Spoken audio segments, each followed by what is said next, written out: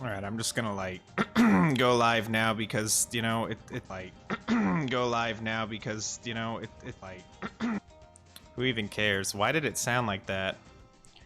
Is my microphone what I want it to be? So I actually don't know. It says it's the right one. Alright, well, y'all can tell me. What about my bit rate? Okay, yeah, alright. Looks good.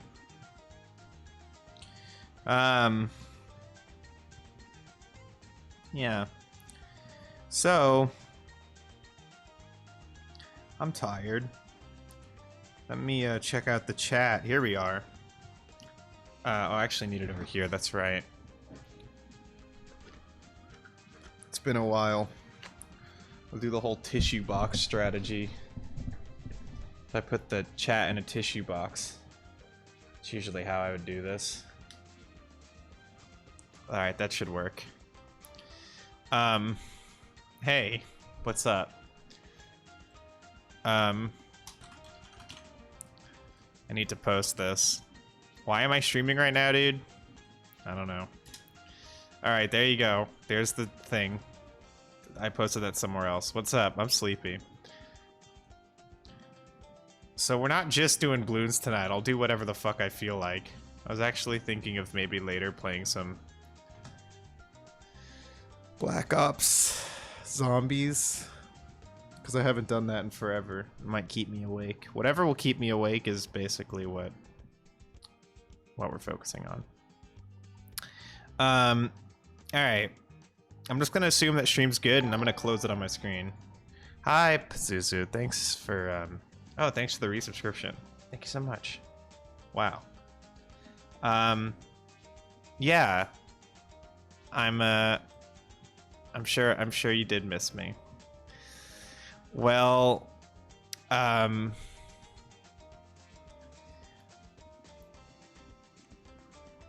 can't say I'm back. I might be. I guess it'll depend on Wednesday. A lot of the reason why I stopped doing streams for a bit was because these headphones broke. And I don't have, well, I lacked money and still do. And I was working my ass off the last 2 months. It was, so taking the Wednesdays off to stream was not profitable, we'll say.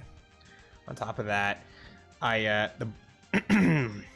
PC no longer had Bluetooth. Because the Bluetooth card got fucked up and when we replaced the CPU and all that. So I couldn't use my Bluetooth headphones. So I couldn't use headphones, which was why every time I was streaming, I'm turning my audio down, which is why every time I was streaming TMB Live, I was just doing tier lists and we weren't doing any reactions or anything. But what I really want to do is do album reactions with y'all. That's what I really wanted to do. But it just wasn't, I couldn't do that without headphones. It's just not gonna work.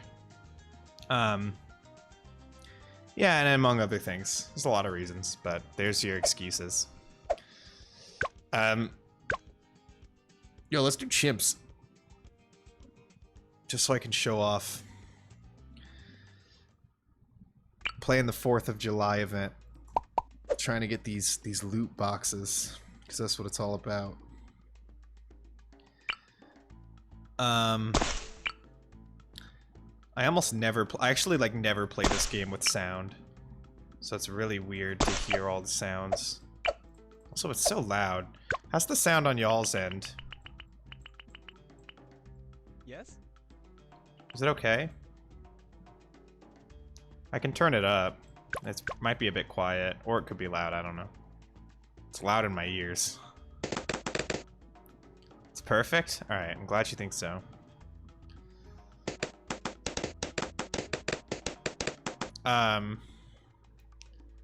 Yeah, so I'm just gonna basically stream for as long as I feel like. And, look, I'll try to keep myself talking, but y'all can help with that, you know? I'll talk about fucking anything.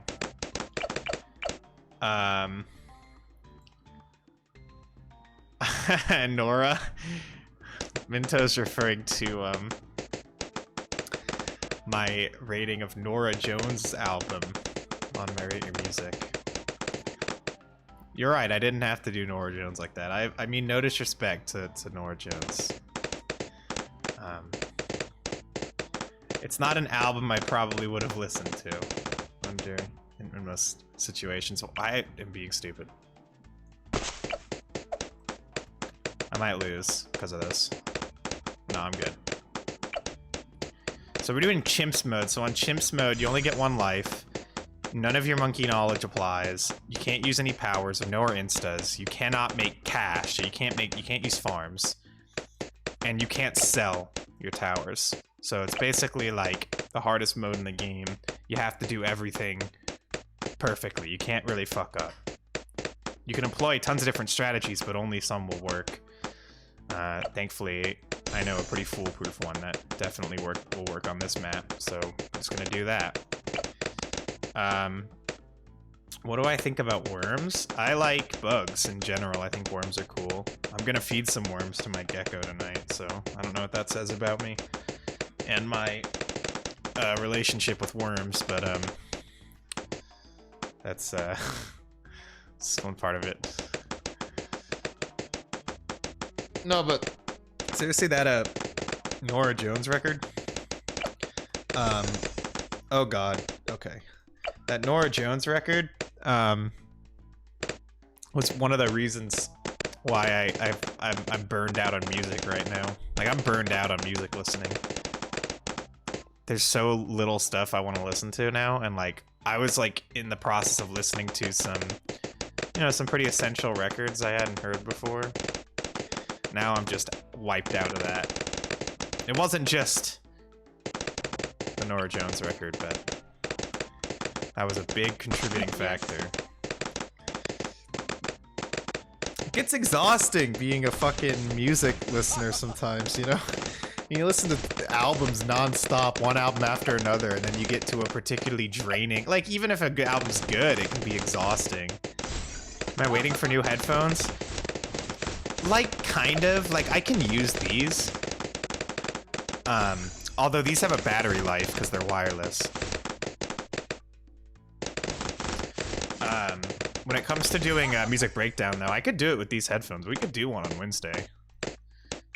But the whole, like, I'm in the process of job hunting right now. Because what I was doing before was not fucking working. I don't really... Like, having to spend a lot of my time editing videos and shit for the channel and stuff is just not appealing to me right now. And every stream just means more editing, more videos. I have to reconsider the schedule I was putting myself on a little bit with streaming, at least for now, because I think it really wore me out after a certain point, and it's difficult. It was harder than I thought it would be to keep coming up with new ideas for each new stream. But I think doing album reactions, live album reactions, is going to be the way to go.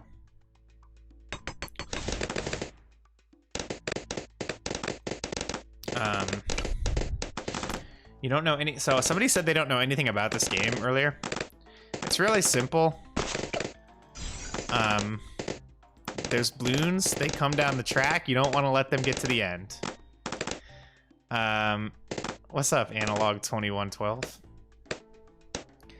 And the Bloons have different like levels of health, basically, dictated by their color. Also different types of Bloons that can be popped by different kinds of towers. So you have like all these towers you can place and then upgrade paths. There are 3 upgrade paths, up to a tier 5 in each row. You'll kind of see. And everything else is pretty pretty self-explanatory, honestly. There are Moabs that show up, and they're like big giant fucking enemies that take a lot of hits. It's fun. Reactions and album reviews. There's only so much you can do with music. It's best to stick to 3 concepts you can do a lot with. Reactions and album reviews are the easy ones. Yeah, and I think tier lists were good. They're a good thing to do. I just, like, every stream was a tier list, and like, I didn't want that. It's just that I didn't really have a choice at a certain point. But you know, it also, the only streaming I was doing was like Music Breakdown Live, and I like streaming games and just talking to you, to chat and just talking. Like, I like doing that. Maybe even more than I like doing the Music Breakdown show. Though I do like doing that show, I do, don't get me wrong, I do like it. What I don't like is the grind of it, that I need to get more used to, or find a way to manage better. Yeah, I make no promises about coming back to that show, but if I don't, I'll, you know, just do some random casual streams at least for a while, because I... yourselves. God. Oh, a big thing I forgot to mention about Bloons TD6. They're heroes. So, I'm using a Dora right now. A hero gets levels themselves up over the course of the game from the time that you place them, and then just up until they get to level 20. Hi, Peachy. And, the later you place a hero, basically the worse it is, because it takes an equal amount of time to level up no matter when you place it. Or an equal number of rounds. So anyway, you want to place heroes early, and then they have, like, abilities and all this shit. They also have terrible voice acting, which I normally don't hear, but I decided to turn the sounds on for stream, because... But listen to her voice. I grow restless. What next? Adora's probably my favorite hero. I like Adora a lot. What No, Adora's my favorite hero. Adora's my favorite. She has these beams of light and shit. She's like a sun goddess.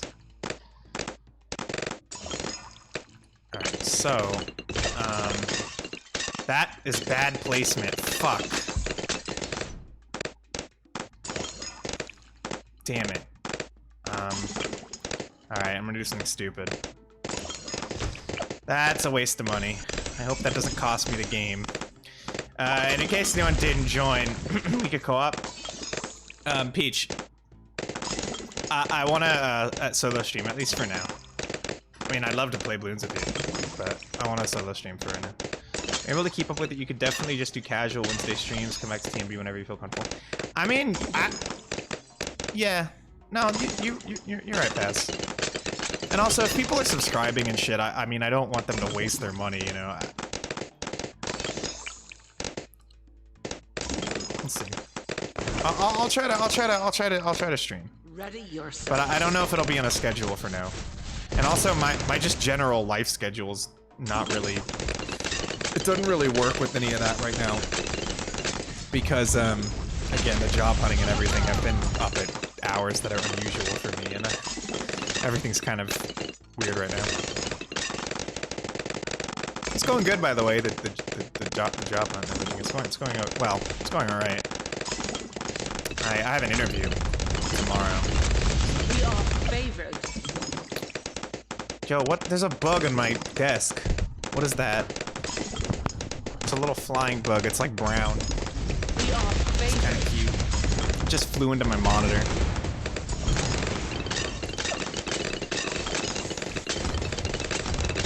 Proud of? Oh, thanks.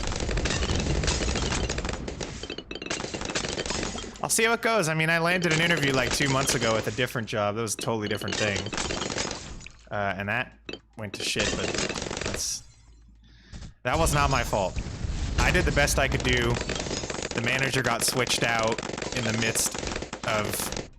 After I got my interview, the manager got switched out, and I wasn't told about that, and so they literally just tossed out that interview because the manager wrote it on their notepad. And the next manager showed up, I called back, and they're like, and they didn't know who I was. Even though I did all this effort to get them to know me. Anyway. Let's hope that kind of thing doesn't happen again. So that was not the most fun thing in the world. This is literally so loud in my ears. How do people play Bloons with sound on?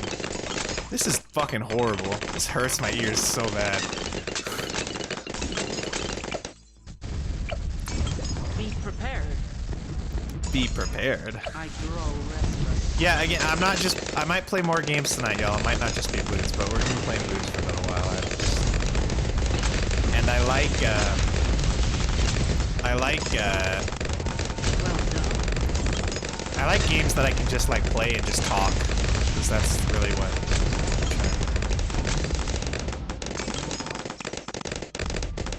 Yeah, I was saying I was burned out on music right now. I don't know if y'all ever get this, but like, there's just these periods of time where it's like, just I listen to a particular string of exhaust. Ah, God, I almost lost. Oh fuck. Okay. Wow, I almost lost. Okay. I almost lost that. Placing down this village in the wrong spot was bad. That was bad.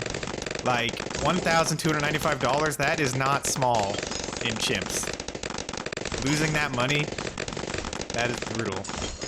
I could have lost there. It would have been my fault. You applied, got a summer job 2 years ago. Whole Foods, it was funny, literally at the end of the summer during university saying, hey, you want a full-time job?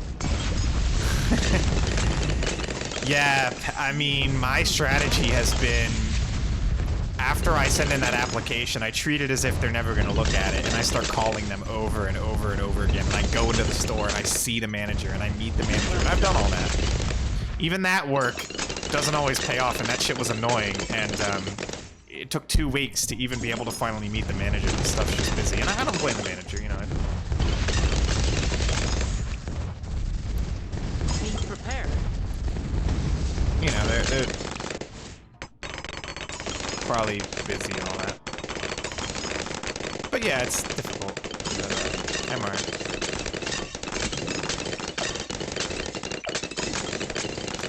Why do I pop the balloons? I mean, when you see a balloon, you gotta pop it. Especially if you're a monkey like all these funny guys. Did I turn on voice acting? I did. Yeah, Mario, I did. Oh yeah, by the way, welcome Angela, welcome Mario. Hi everyone. Yeah, I did turn on voice acting. I figured, I don't usually play this game with much sound. In fact, when I play this game, that's when I listen to albums. If I want to listen to an album, I play this game while I listen.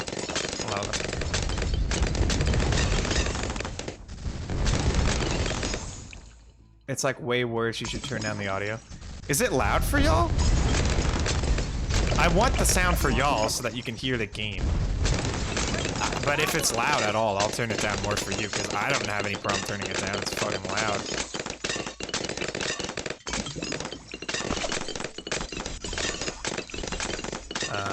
It's pretty loud, is it really? Alright, I mean, there, I turned it way the fuck down. How's this? That's much better in my ears.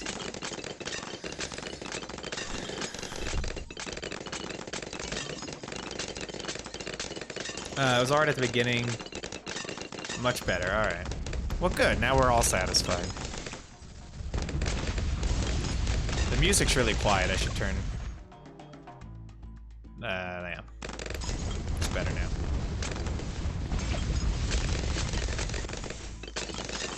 Yeah, the sound effects in this game are a little grating.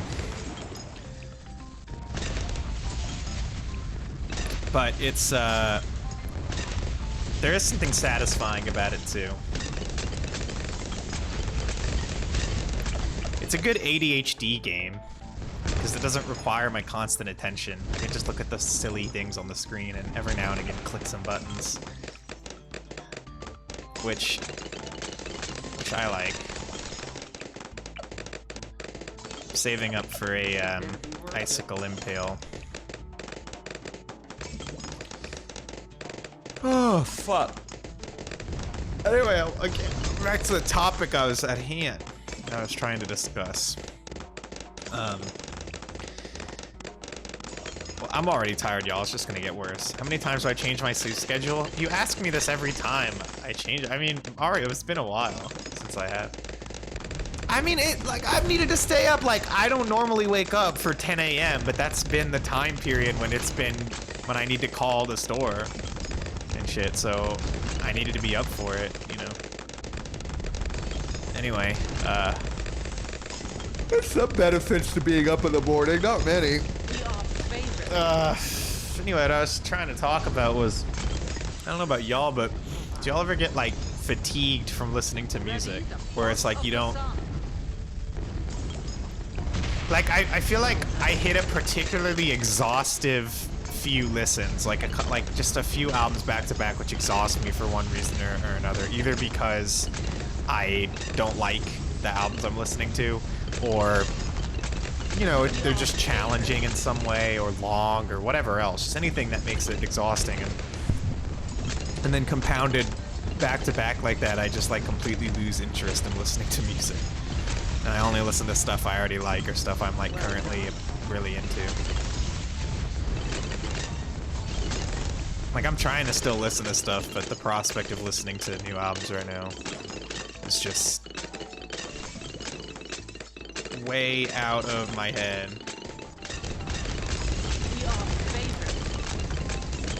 The server exchange, I mean, this should, yeah. I don't know, it's just,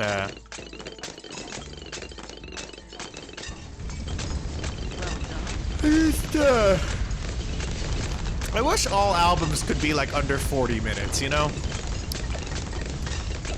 Imagine society if all albums were under 40 minutes long. Just saying.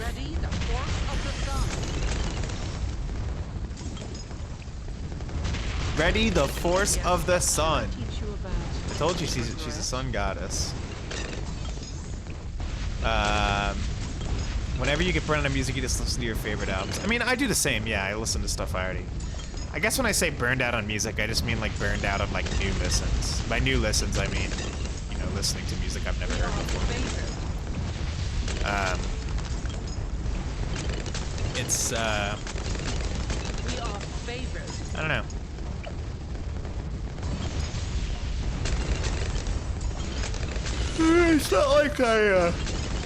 It's not like I lose interest in music. I always interested in music, but actually listening to it, I don't know. Talking about it, yeah, I'll talk about it. I don't know what it is.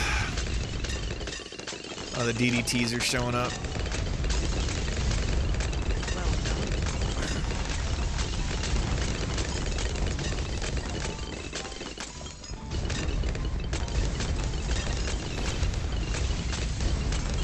I should unlock some instas from this event once I hit around 100.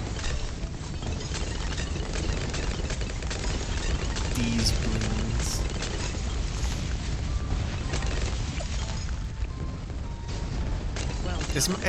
Is my like beard super noticeable? Oh yeah, it is. Fuck.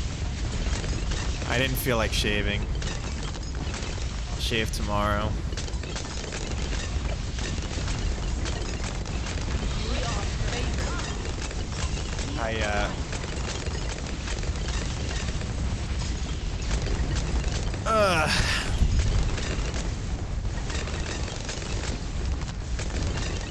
So this 5th tier tower right here buffs this one.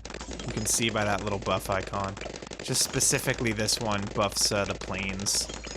And so it makes them shoot faster. So this is shooting even faster than it normally would, which is already like extremely fast.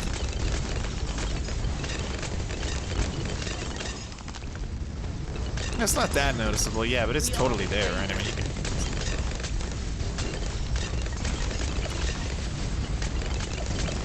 Alright, I'm gonna get an Icicle Impale. That'll basically win me the game from here. And I guess also Monkey Intelligence Bureau, just for the sake of it.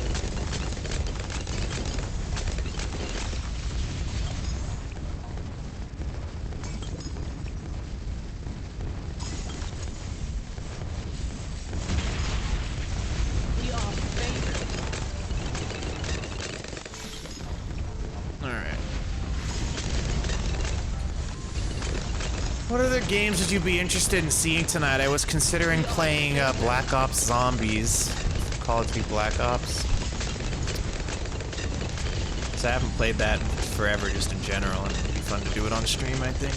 Something like that. Or, I don't know, what do I normally play? I don't really want to play Roller Coaster Tycoon. What do I normally play? I kind of forget. Super Mario 64. I play that a lot. But I don't know where my controller adapter is.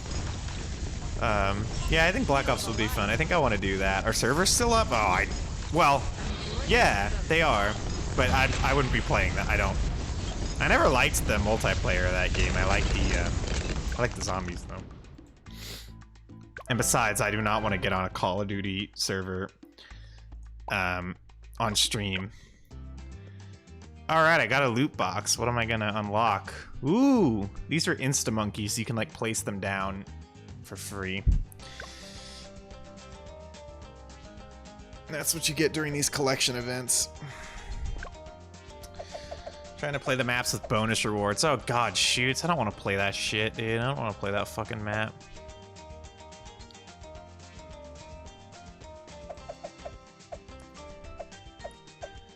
Alright.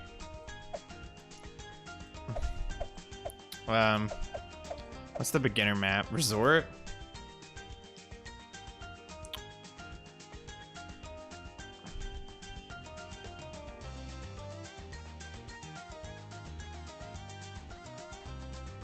Alright, I guess we'll play Resort. I don't know which, should I do Chimps? Yeah, I'll do Chimps. We'll do one more Chimps game, and then we'll play a different game, because I'm already sick of Bloons.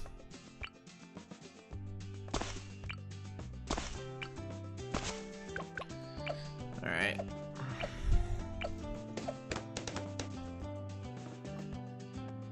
Thanks for the compliment on my icicle impale. But yeah, no, that is sick. Can't use those instas in Chimps mode, but in any other mode you can. How did my job go? I haven't had the interview yet. Oh, am I gonna lose? Are you fucking kidding me? Oh my god. Alright, fine. This will have to work.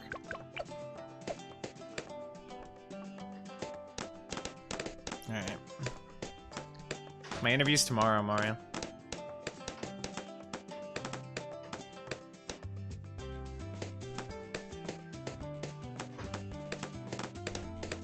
Yeah, we'll play Black Ops Zombies next. So after this game, we'll play Black Ops Zombies.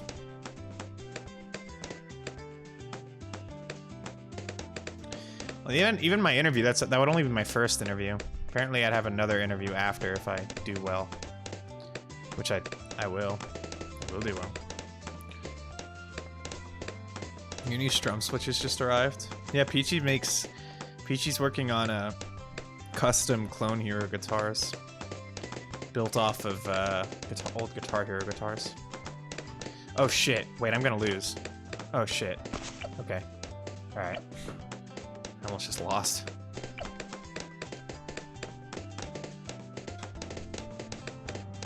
Fortunately, I can't play Clone Hero anymore because my whole bunch of crap. It just don't work. My Bluetooth is bad now because I'm using like a USB Bluetooth adapter, so it could be that. My guitar also might be fucked up. The audio latency on my PC is different than it used to be, so I have to like do calibration, and calibration is just a nightmare. So I basically just can't play. Which sucks.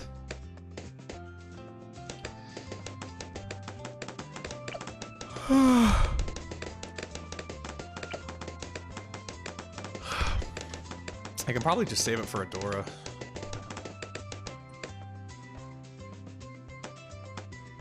I'm gonna employ the same strategy I employed on the last map.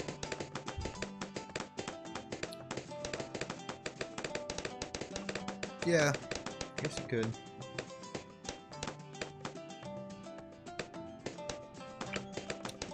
Alright. I grow restless. All right then. Feel the sun's power. What next? Her voice acting is so bad. Yes. I said better be worth it. This had better be worth it. I await the transformation. Okay, Adora. The temple provides.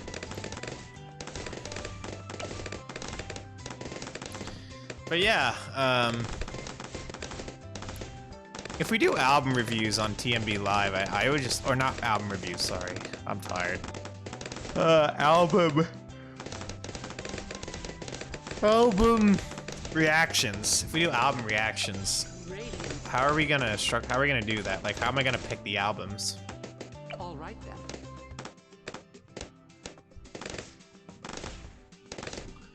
Like, that's the difficult part. This had better be. Yes, I await the transformation. All right.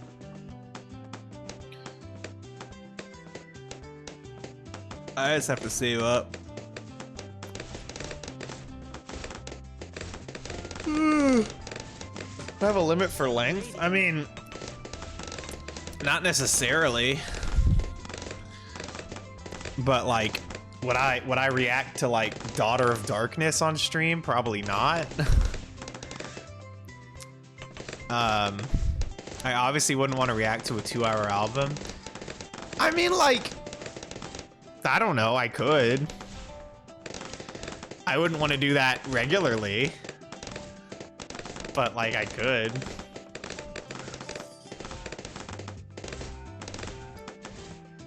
Now, like a 5-hour album or something. Probably not. But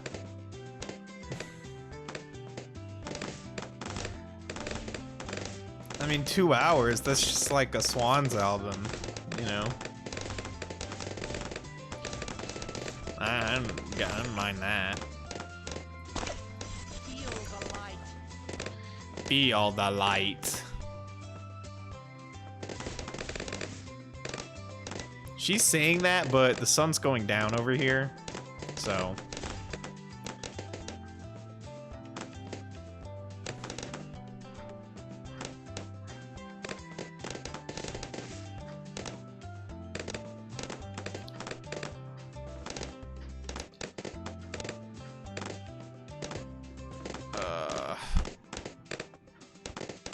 Yo, Paz, I don't know if this is gonna seem like a call out or something, but I don't intend it that way.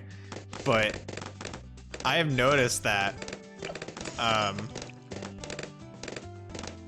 you somehow manage to suffer yourself through constant like Twitter arguments with conservatives. I noticed that, and I just think it's so funny. How do you do that? Ready yourselves. We are favorite. Like, This had better be worth it. I don't know. I respect it. I respect the hustle. I respect the hustle, but it's just pain. You get very angry. I can imagine. I mean, yeah, that's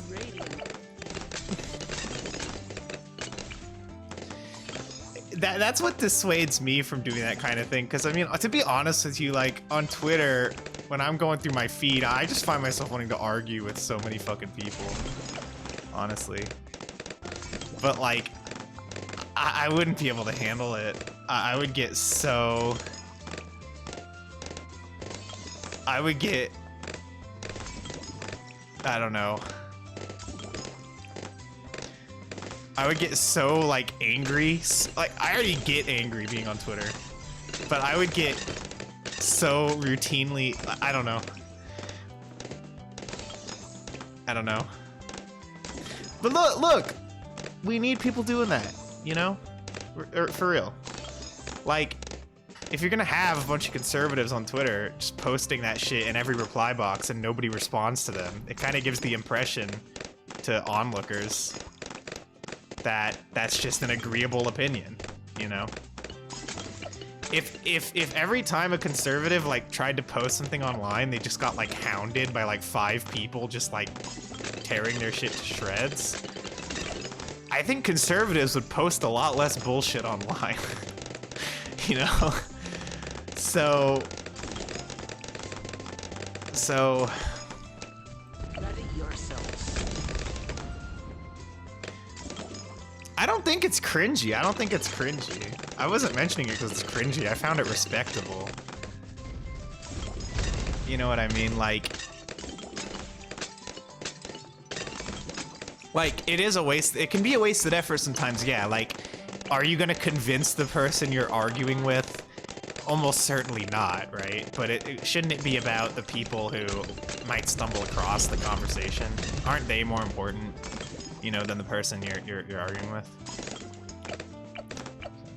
Shall I teach you about regret? Shall I teach you about regret?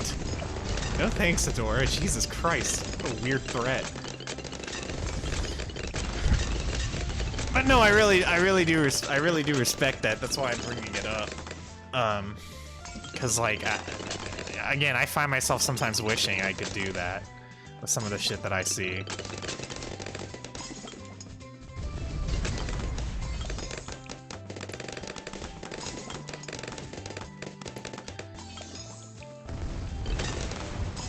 Cause it's bad for you. Hey, I mean, if it's bad for you, then don't do it. You know what I mean? And also, I'm not calling you out. I found it interesting. But like,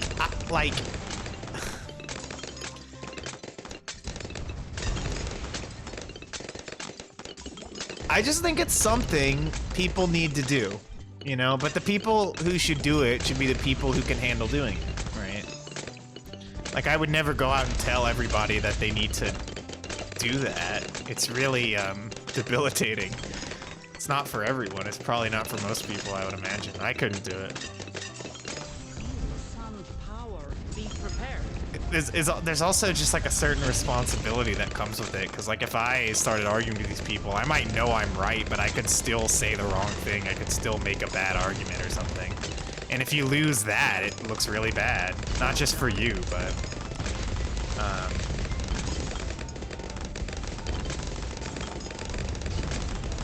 I think it's bad to engage with 24/7. I used to be into a lot of that stuff, and I pulled back a lot because I feel like I spent too much mental energy getting frustrated with and thinking about things that don't matter.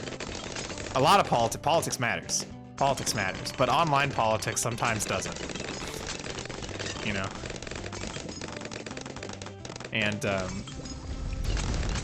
And I don't want to be expending my mental energy with that, considering all the shit that gets done to us 24/7, you know?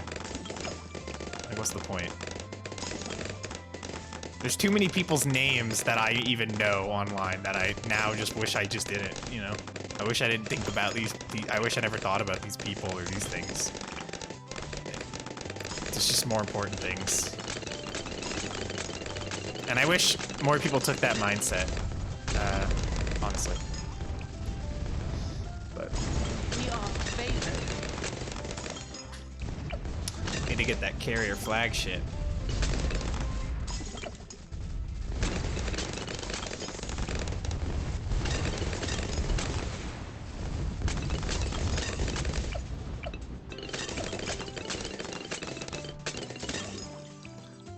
I'm so exhausted. Which is partially why I'm streaming, because I know it'll keep me awake. But like, yo, Well done. I'm like socially exhausted. Like, I've been playing a lot of VR chat recently. The last few days, just not like VR chat a lot, talking to random people. I've been playing VR chat since like 2018, January. That shit was my life for like a year. Well, like half a year. I met the love of my life through VR chat. So. But it's not the kind of thing that I can handle a lot, and I think that like I'm way more sensitive now than I used to be, and I think that's mostly a good thing. But for my mental health, it isn't. Like going on VR chat and hanging out with the people who play that game, it is wow. If you're trans, or I mean just sensitive at all, you're gonna have a bad time. People are horrible. I have not played Rec Room, no.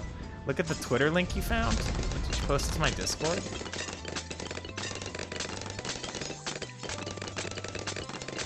Wait, Mario, did you send it in the chat or did you... Mario. Oh, you posted it way up there. I'm sorry. I missed that. I legit missed that. Oh, that's cool. This is what Twitter is good for, is pony art. That's what Twitter is good for.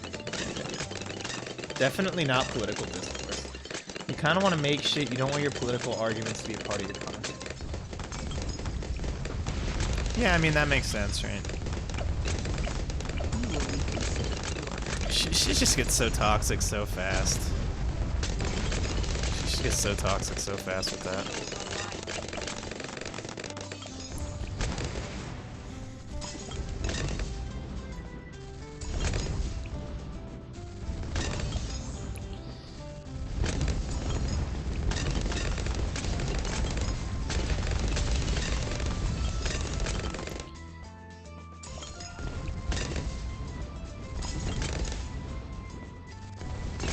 Now I gotta save up for Sky Shredder.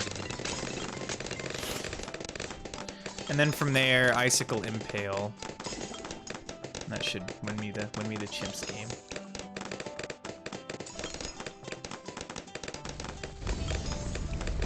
But yeah, I don't know. It's just something about Twitter. I feel like a big part of the problem is it's just such a bad place to have discourse. In general, it's such a bad place to make arguments on. And for that reason, I try to avoid it generally. There's a lot of things I often want to say something about on Twitter politically, but I just don't think I'm qualified, and I don't think Twitter's a good place to talk about it. If I say something that's misinterpretable, you can never correct the record on that, you know. And it's like, and people and it's not people's fault that they do this, by the way, but people like really can read the wrong things out of a tweet. Like, if you tweet about one thing, people can take it to mean you're against another unrelated thing or something, you know what I mean? And I think, and it's not people's fault that they think that. Like, Twitter is just that kind of platform. Plus, it feeds on outrage, which isn't... Outrage can be good. It can be a good motivating factor for certain things, but it can also obviously be bad. I don't know. Everyone needs to learn to not surround themselves with horrible people. That's a lesson I learned. That's a lesson I learned earlier in life, and yeah. Not like I'll get into it or whatever, but... I like pancakes. You hate waffles? That's kind of what... Yeah, that's exactly what I'm kind of referring to. Is it's like...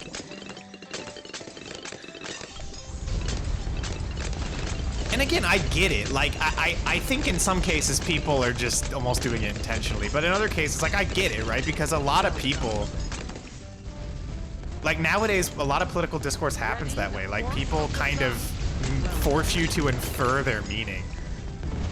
Like, look at what, like, Jordan Peterson does or whatever.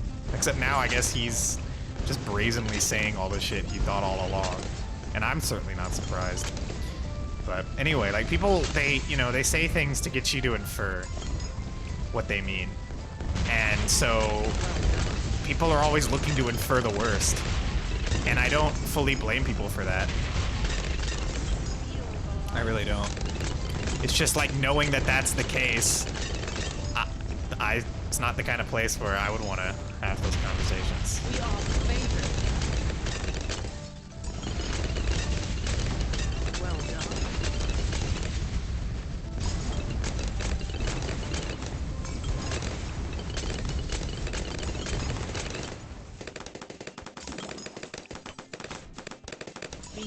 No matter what kind of opinions you have, no matter what topic, there will be lots of people who hate your guts. It's true. That's a fact of the world. We are favorite. You know, I think... We are yeah. favorite.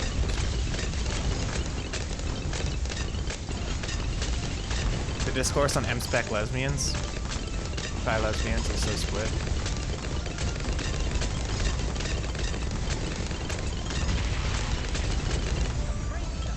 That's one of those things where the... I don't know, that shit just scares me. The vitriol I see on that particular topic.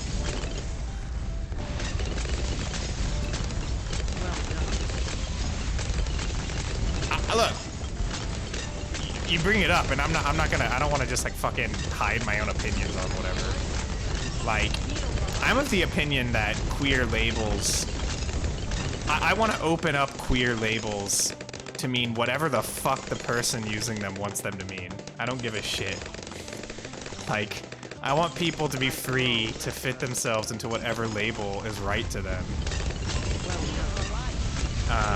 Like, I grant there's a certain utility to labels. Like, part of the reason you label yourself as something is so that people know something about you.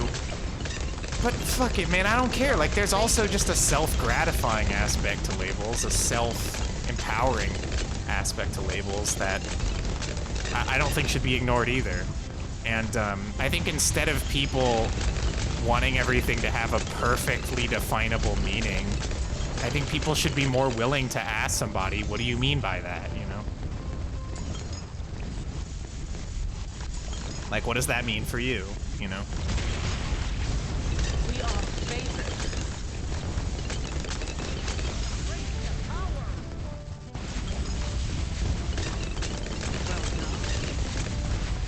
And I'm just very generally skeptical of arguments that...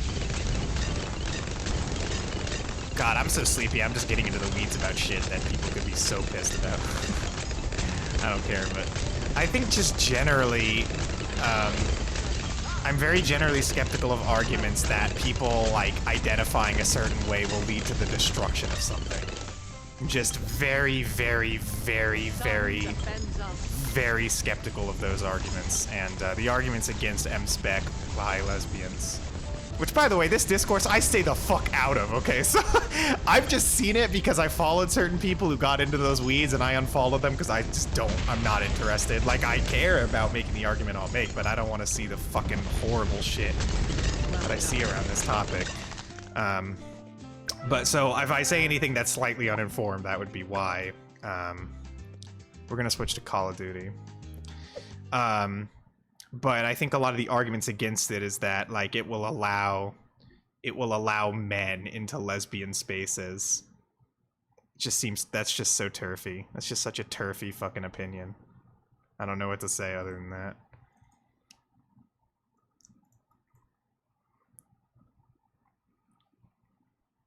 Let's see, Call of Duty Black Ops multiplayer. All right, let's get this going. Computer appears to have changed since the last time you ran Call of Duty. All right, I mean, yeah, I'll do whatever.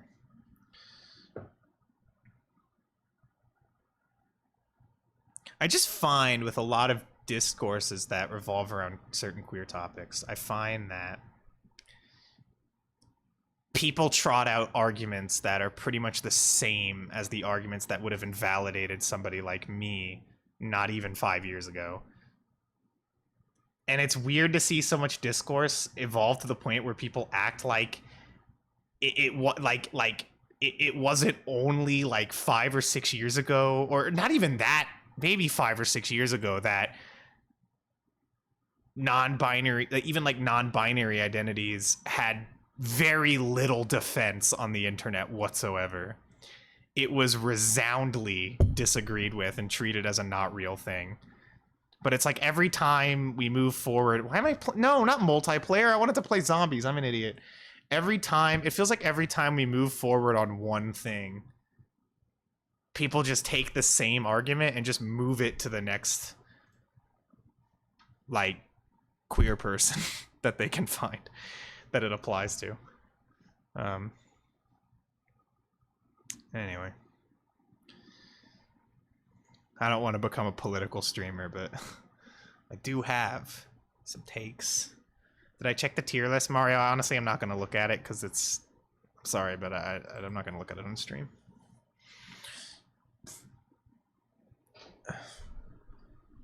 Plus, it's just so off topic. I need to switch my game on Twitch, that's right. Can I... 1 second. We're playing Black Ops Zombies, everybody. I'll literally be with you in a sec. If you joined for Bloons, I apologize. We just finished Bloons. Though I encourage you to stay. We're having a great time over here. Sleepy Gaming featuring zombies. Alright.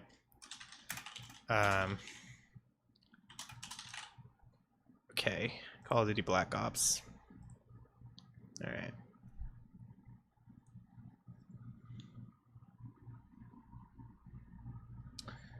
A lot of queer labels are so intersectional to the point where it's arbitrary. It's definitely up to self-identification at the end of the day. A lot of queer labels are so intersectional to the point where it's arbitrary.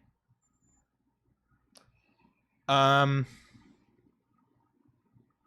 would be careful about that wording. Well, only in the sense that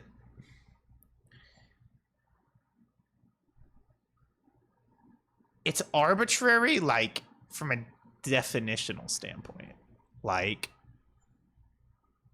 but even then it isn't. Like, the thing is that these identifications still have meanings. It's just the meaning is a little bit fluid, and it can shift depending on who... Why is my game just, like, not opening? It's just, like, stuck on a black screen. The meaning can change depending on who's taking on the label a little bit, but the labels still have a meaning that people, you know, are using... you know, to some degree.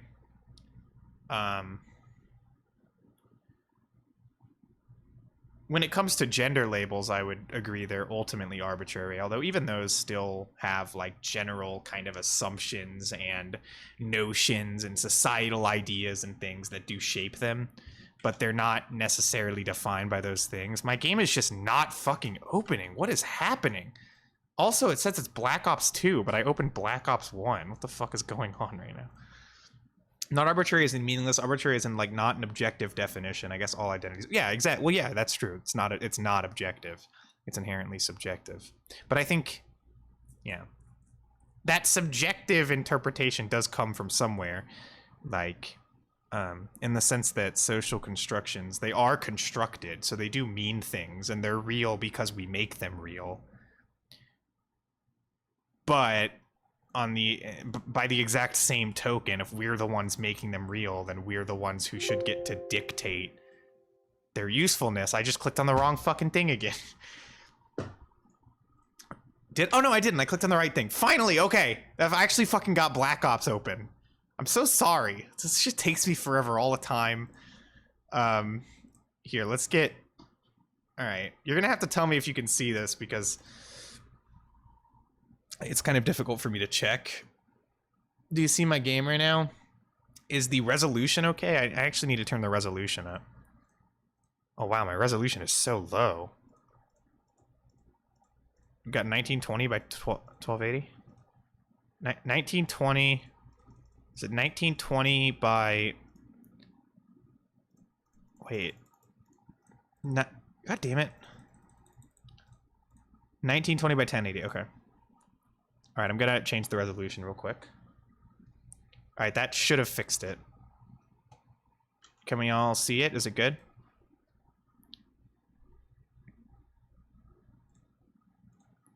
I'm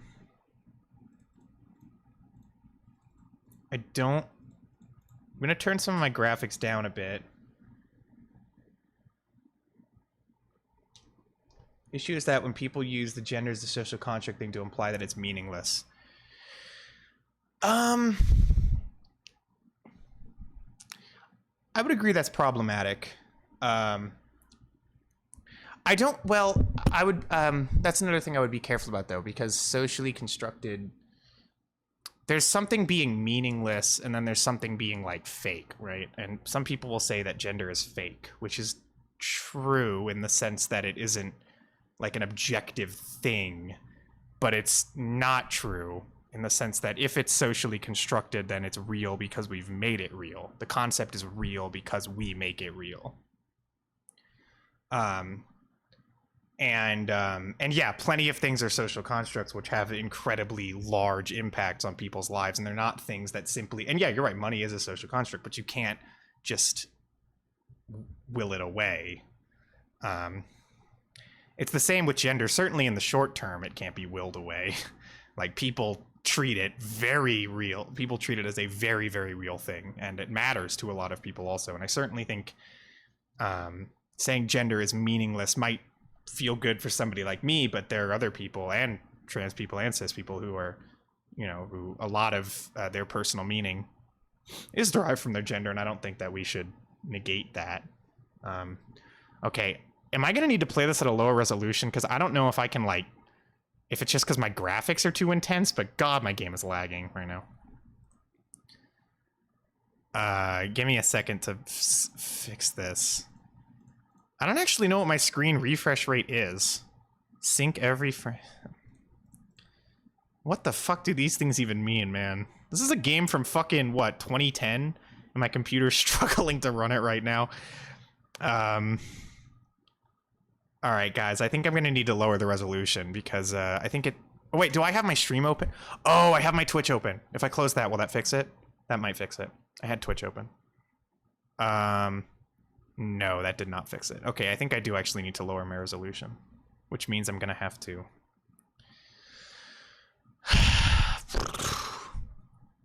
Alright. Sorry, guys, I have to lower resolution. I'll find something that works, and then I'll, This was 2007? No. That was Call of Duty 4. It was 2007. This came out in 2010. I'm certain about that. Look it up right now. I'm right. I didn't even look it up, but I'm right. I know it. All right. You know what, y'all? Okay, this resolution, we'll see if this works. If this is laggy, then... So here, let me increase the screen so you could... It's not... All right, we'll get it, like, right there. Okay, cool. And now it's... Okay, that'll work for this. All right, there you go. All right, let's actually play this. Oh God, my fucking, oh Jesus. It's still lagging. Give me 1 second. I need to close as many programs as humanly possible right now so that my game stops lagging. Worst comes to worst, I can make the resolution as small as humanly possible. We'll try with this and see if I can make this work. You remember playing the shit out of zombies with your cousin? Oh yeah, I mean, I love zombies. Shit's fun. Play some Kino der Toten. The audio is not coming through my headphones. 1 second. Shit sucks so much. Wait. Alright. Open volume mixer. This is the annoying thing about my Bluetooth headphones. Does anybody know how to fix this? Does anybody know how to make it so Bluetooth headphones will play sound from everything? It's like only certain things seem to output sound in my Bluetooth headphones, and other things output to my speakers. I can check the sound settings in the game, but it's really annoying. Okay, now I just can't hear anything. Sound. Okay, sound device. Okay, here we go. Headphones. Okay, and then... Okay. There's no sound.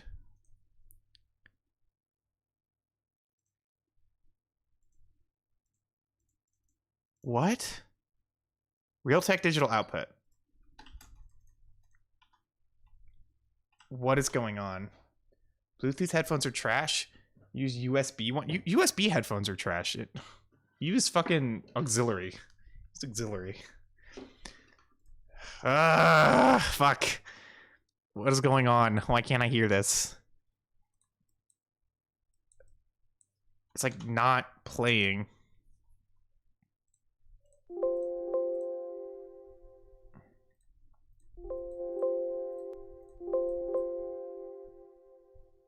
It seems like for whatever reason the game doesn't have the same sound setting that I have.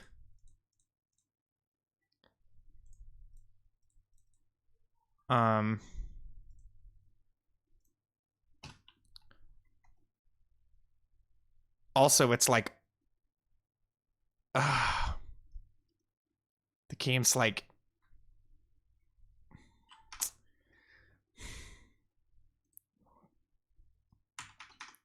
All right, hold on. I'd done this before, okay, and that was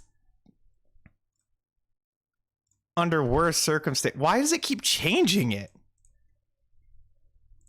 to speakers? Okay.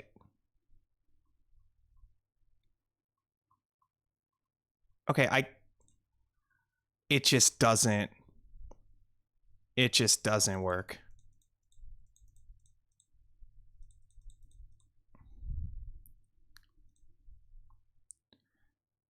All right, well, I guess we're playing Black Ops without sound. I don't know what to tell you. Could you guys hear it? When I couldn't hear it, could you hear it?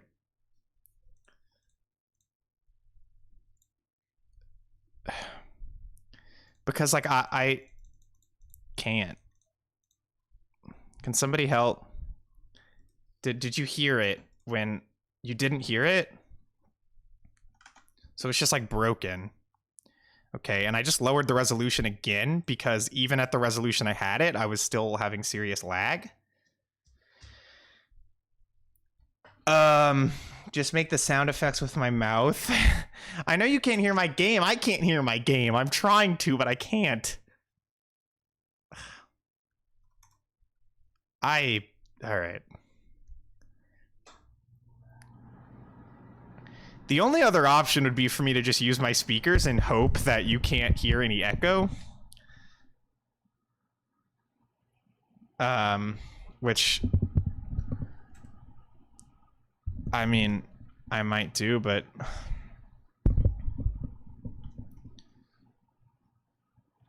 it's been a while since I played this, so if I don't seem to perform very well, it may be for that reason. I missed some stuff. A lot of the new music and queer topics are interesting for some discussion. I find a lot of the large-scale debates. Flame War is more like it over these things on Twitter. Stuff ridiculous. I'm gonna lose. It also to me represents like a huge disconnect between what's actually going on in most countries in terms of these issues. Yeah, I mean, I would just say a lot of that is because I guess it depends on what you're referencing, but a lot of that is because Marcy?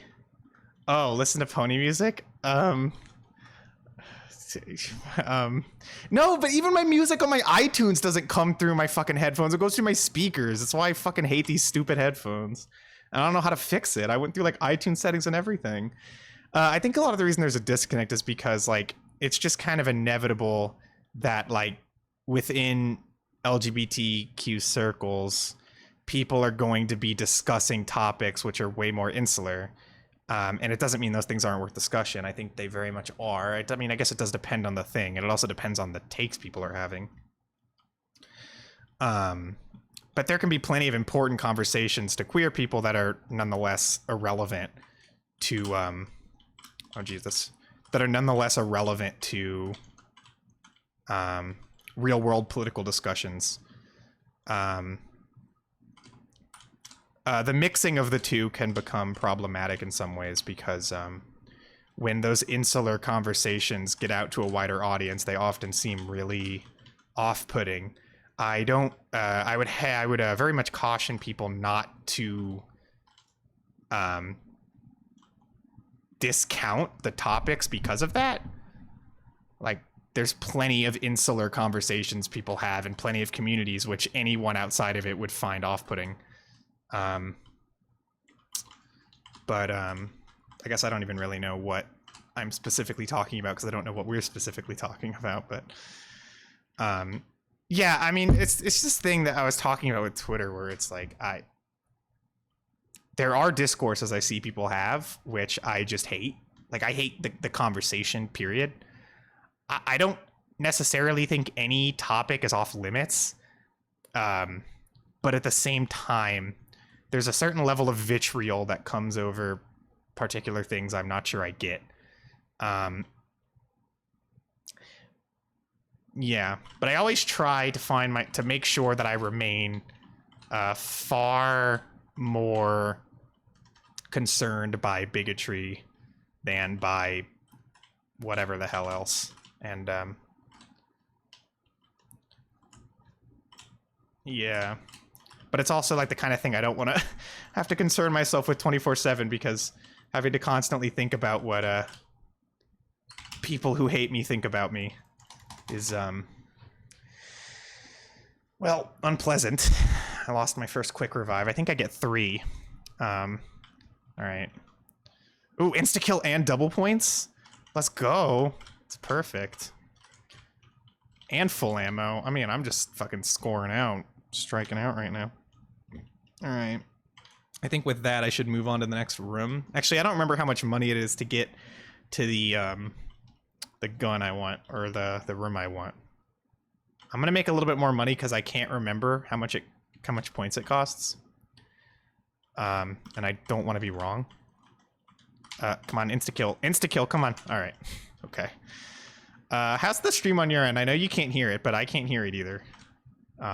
It just encourages me to fill more dead air. It means I have to talk more, so it's a good thing. That's the way I'll look at it. All right. Okay. Nothing there. Looking good. Okay, good. I'm glad. Yeah, if I made the resolution it's like 800 by 600 right now, and when I made it any higher, it was unplayable. Now, it isn't when I'm not streaming. It's not like my PC can't run this game. It could probably run it in 1920 by 1280, but when I stream, it just cannot handle it at all. So, I don't know. So where's the mystery box? Oh shit, it's in here? That's like the worst place for it to be. Oh my god. Okay.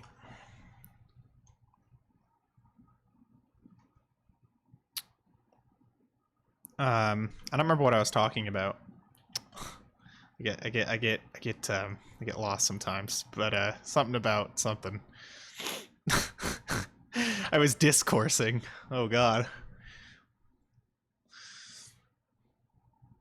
I don't know. It can be. I think it's good too. I think my opinions are good, so I don't. I'm not necessarily afraid to. Why do Call of Duty games cost so much on Steam? I don't know, cause fucking Activision. I mean, does this one still cost? No, this game didn't cost full price. I think Black Ops 2 still costs full price. I was talking about how much I love Maracy. Oh yeah, well, I mean. Give me more of that Maracy. Remember that was the only. Oh no, it was the second. We actually did 2 album reactions on that stream. I was gonna say that was the only album reaction I've done, but that's not true. Oh fuck! I didn't see. I thought I could run through. I didn't see the zombie. Damn it. Black Ops 2 is the one that I play multiplayer on. It does have a lot of hackers. It's not as bad as you would think, but it is bad. But I haven't played it in a while, but I was still playing it on PC and it like still worked.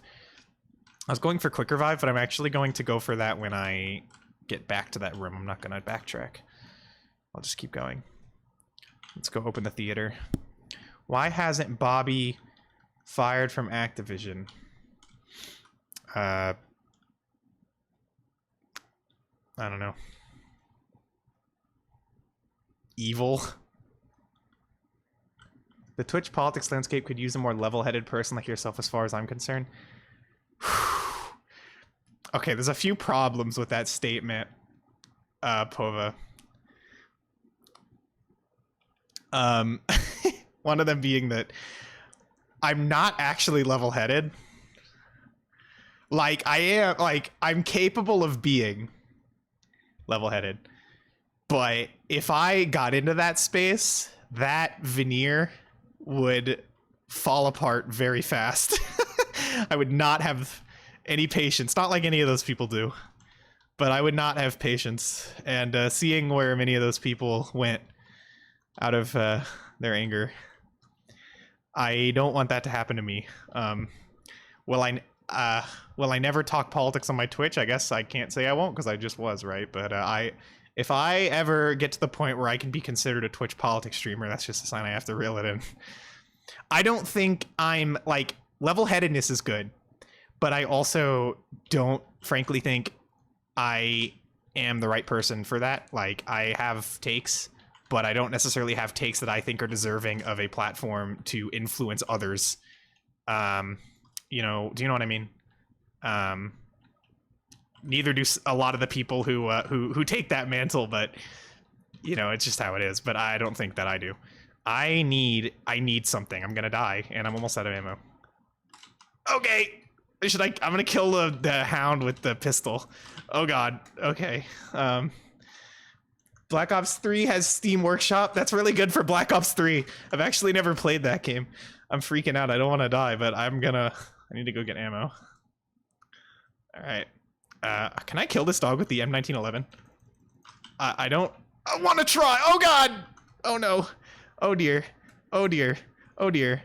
Okay. Okay. We'll run around in circles. Just gonna run around in circles. Ah! I'm gonna run around in circles until I can get fucking ammo. This is bad. This is not good. What this is not good. All right. Jesus Christ. That wasn't even the last dog. Come on, dude. It's ridiculous. Do I like transit? Oh, no. I fucking hate transit. Transit's the worst. Black Ops 2 zombies, I have never enjoyed. I love Black Ops 2 multiplayer. I don't like Black Ops 1 multiplayer, but I love Black Ops 1 zombies. I do not like Black Ops 2 zombies. Transit is agony to play. It's so bad, in my opinion. The platform's already there, and you did make some political videos. I made political video. Yeah, I mean, it's like, that's true, but I'm not sitting here saying I'm going to stay out of it. Like, I made political videos because, like, let's take the one I made on the Media Creditor channel. I made that because I regretted what I used that channel for before. And I knew that going forward that I didn't want that to be the legacy of that. Because I've been a dipshit in my past, you know, and I'm not going to hide it. What's more important to me is that I don't get a league of dipshits following me around into the future. You know what I mean? But that's a politics video I made more, in my opinion, out of necessity. Like, I wasn't gonna do a video talking about the January 6th riot or the rise of fascism in the United States or whatever, just to talk about it or to make that point or to give my perspective on the issue. It was because I felt it, like, relevant to what I'd done on that YouTube channel. And I'm glad I did that. I don't take it back. I don't take back anything I said in that video. I really don't. But CamChamp, thank you for the follow. I really appreciate it. We're gonna make it all the way to round 569. So 500, 420, 69. So just stick around. You're not trying to talk me into it. No, I got you. I mean, look, like, yeah, I'm not saying I would never share my opinions on anything. It's just not a space I would be interested in getting into. Or I don't really want to talk about any of those people either. Like, I have opinions of many of them. I don't care to talk about it. It's just like, that's not a space I want to be in. I'm getting okay, okay. I'm kind of relearning this game a little bit as I'm playing it. I'm gonna lose. Yep. I realized that I forgot to get quick revive. So I was doing a bad thing that game. In the next game, I'm not gonna do the bad thing. And I'm gonna make it to around 5, 420, 69, as I promised. So if you want that, if you want some of that 420, 69 action, you're gonna want to stick around. The funny JFK map. Yeah, 5. I can't play 5 for very long. Like, it honestly, like, Kino der Toten and a lot of the World at War maps, those are the ones that I like. Like, the stuff that came after this, I'm just not as big of a fan of. I don't like the bosses in a lot of these maps. Like, the Hellhounds are cool. A lot of the other bosses can be annoying. A lot of the maps just have annoying gimmicks, in my opinion. I like Kino because it's really bare bones. And I think that zombies just doesn't... I don't like when zombies get super complex. I understand why other people would, and to some people this might be too simple. And playing on Kino can get mind-numbing after a while. Like, if you play at high rounds, there's not a lot to keep you invested. So there is that. But I think the more and more zombies maps that they released, the less and less I wanted to play it. What do I think about zombies lore? I don't care for it. I don't generally enjoy lore where it's like it's all baked in through Easter eggs and like stuff like that. I mean, I don't know. You have to find a balance, I guess, because I don't want all the lore told to me either. And I think it's a nice backdrop. It's fine. But yeah, I played 3,000 hours to learn. But that is exactly what I'm talking about. Like at a certain point, it's just a bit much.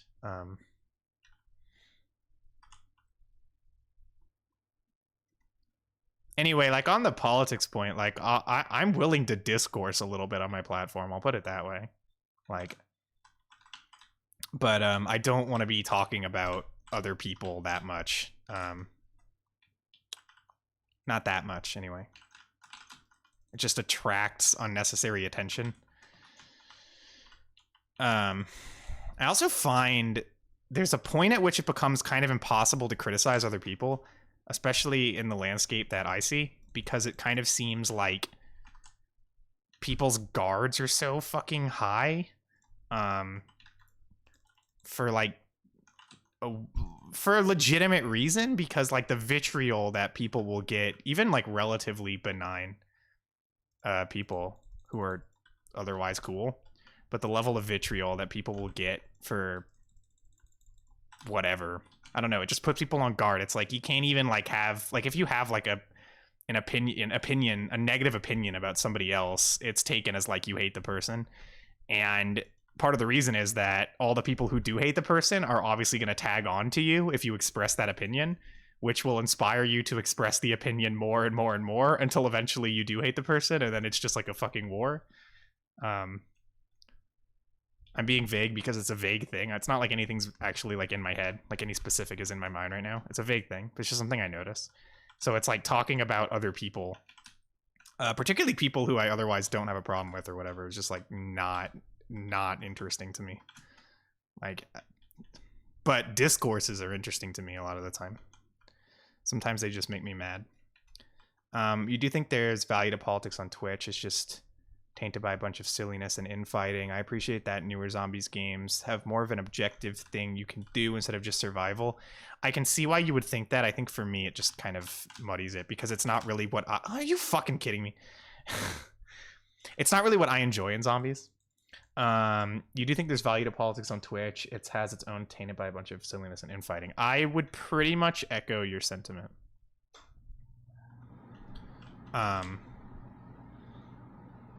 Infighting is such a complicated thing to me because it's often justified to an extent, but finding that extent is nearly impossible. It's so hard to criticize infighting when the things that are being in-fought about like are important and do matter. So it's like, where can you say, okay, we're just infighting too much and avoiding real issues when it's like there might be people around you who are bad? It's like, I don't know where to find that line. Like, I get upset with it. I see it a lot and it makes me upset. But then I think about what I would do about it and I really don't know. Just one more reason why I wouldn't want to get involved with it. I don't have answers. I think that's the big thing. Like, I don't want to be talking about shit I don't have answers to.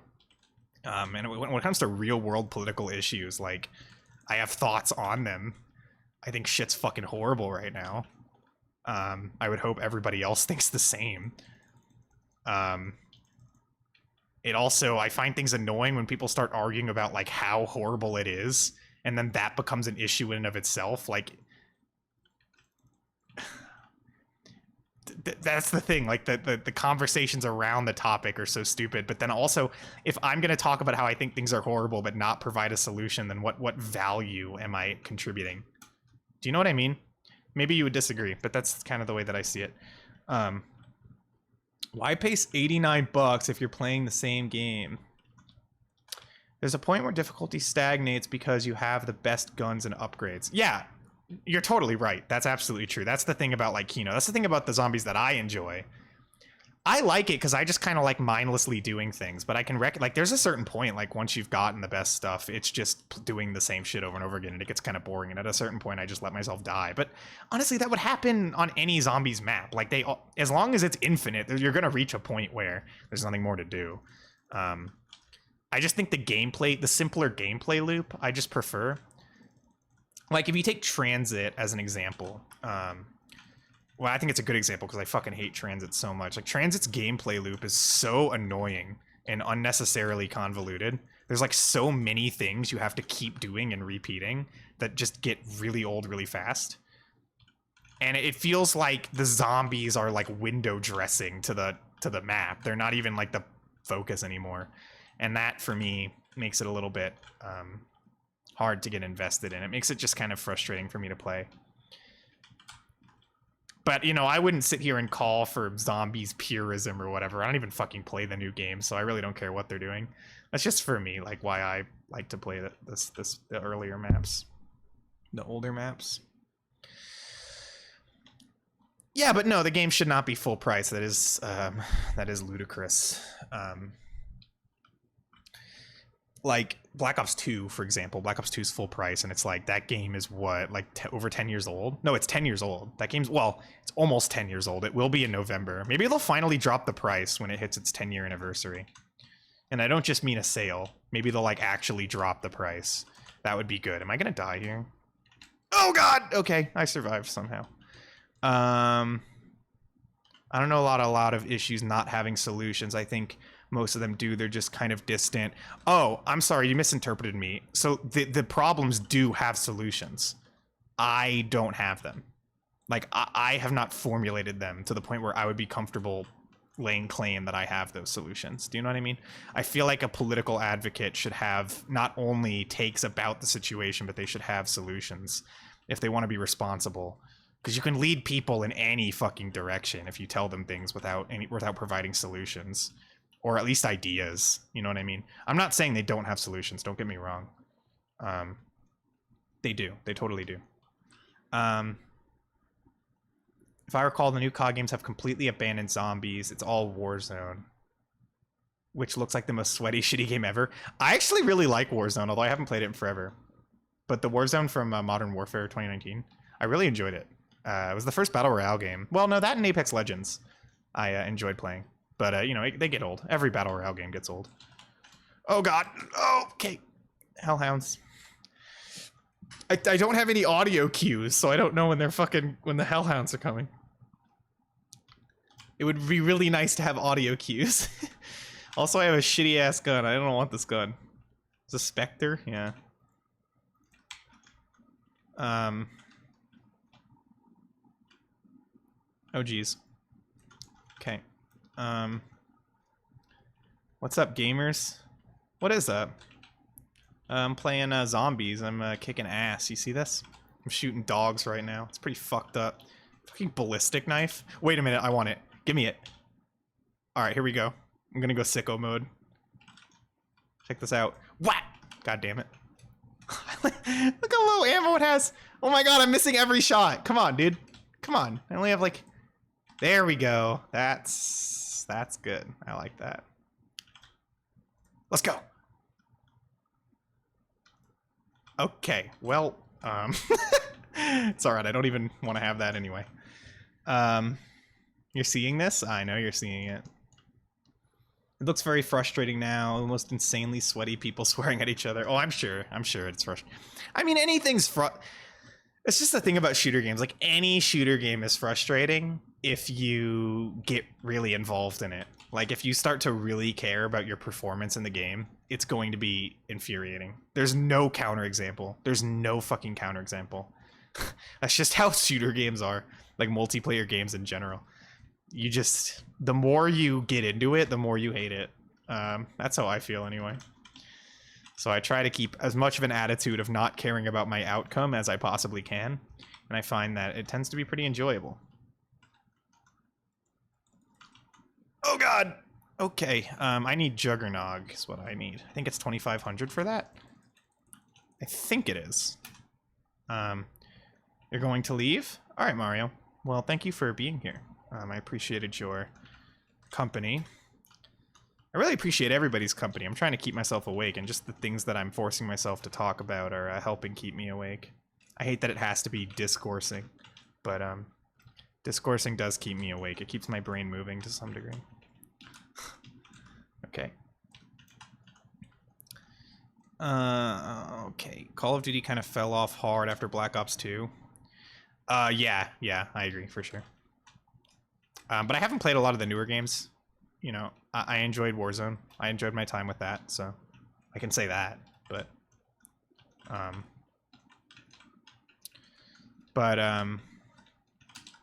like Call of Duty games, you know? I mean, not to say there aren't countless problems with the games and their stories, but these old Call of Duty games, I have nostalgia for them, and I just find them, I think they're fun, you know? I like the grind of Call of Duty multiplayer. I like the leveling system, the create a class, customization, all that stuff is fun. I like Black Ops 2 because I get to make my own emblem, and I made like a Fluttershy. So, I mean, can't go wrong with that. You stopped playing games because of shooters for like a solid 3 years. This year you played Kane and Lynch 2, now you're playing shit again. I was never really much of a gamer myself. I know it's might be a heresy to admit that on Twitch. But, you know, I'm very casual. There's a couple games I like to play, and I don't stray too far out of my comfort zone with games. I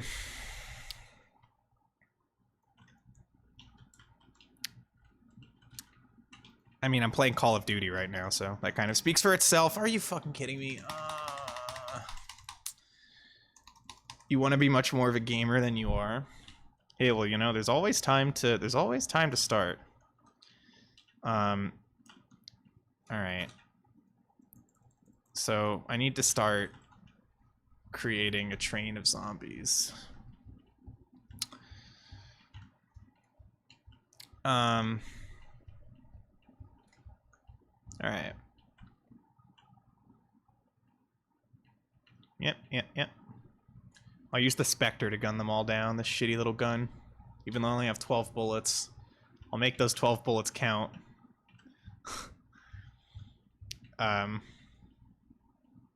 Yeah. I'm trying to keep myself talking. What's a topic? Give me a topic. Somebody throw a topic out there. We'll see where we can go from there. Your first video game was some Flash game you don't remember. Oh. I used to play a lot of Flash games on Newgrounds back in the day. Those could be fun. Am I safe? I think so. Oh, max ammo, nice. What's my favorite Newgrounds game? Oh my god. I have no idea if this holds up. And also this probably, if I really had a long think about this, I might not say this game, but the one that comes to my head is this game called The Game, I think it was called. I think it was just called The Game.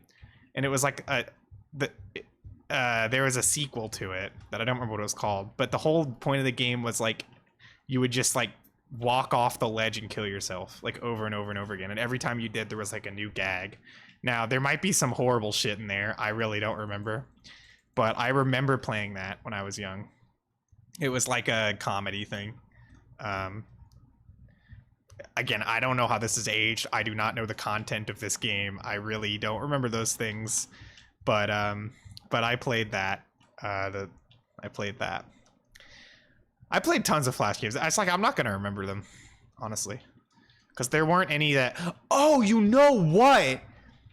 Fucking, there was a guitar rhythm game on Newgrounds, and Super Guitar. I don't remember the title. It was like a bunch of adjectives. Super Guitar Maniac Deluxe 3. I think that was it. Super Guitar Maniac Deluxe 3. That was my favorite. I think that was the one. I played that so much. I played that shit so much. Super Crazy Guitar Maniac Deluxe. Yeah, the third one. That was the one. I loved it so much. Yeah. I think there was a fourth one that came out eventually.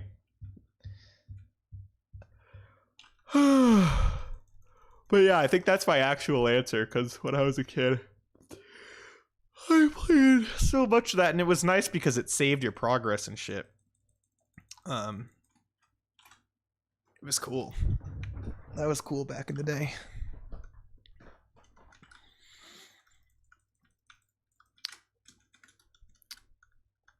Alien Hominid. That's a classic. For sure.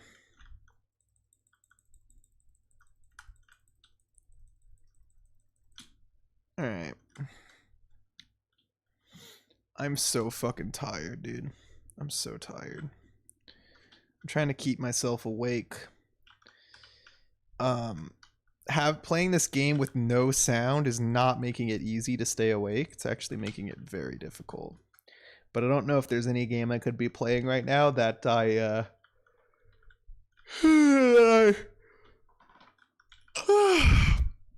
that wouldn't make me more tired. Newgrounds was your childhood? Yeah, Newgrounds was my childhood too, actually. I was on that before YouTube. I watched a lot of Flash animations and stuff. Yeah, no, seriously, that's same for me. Same for me.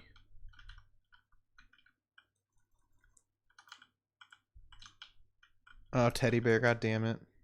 I don't have any guns that I want to upgrade right now. I guess I can just save up. Waterflame made the best braps? What do you mean by braps? What do you mean? Waterflame made the best braps.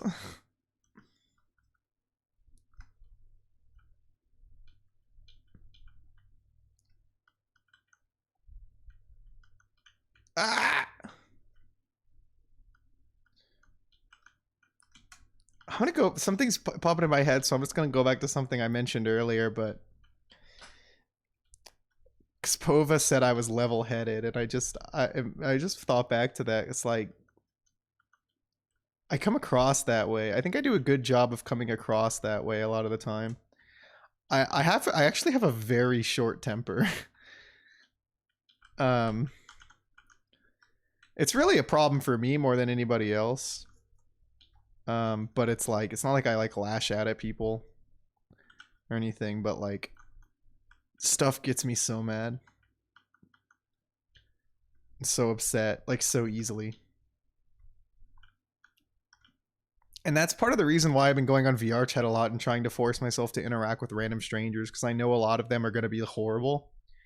I know a lot of them are going to be horrible, and like, and it kind of forces me to temper myself a little bit. The more that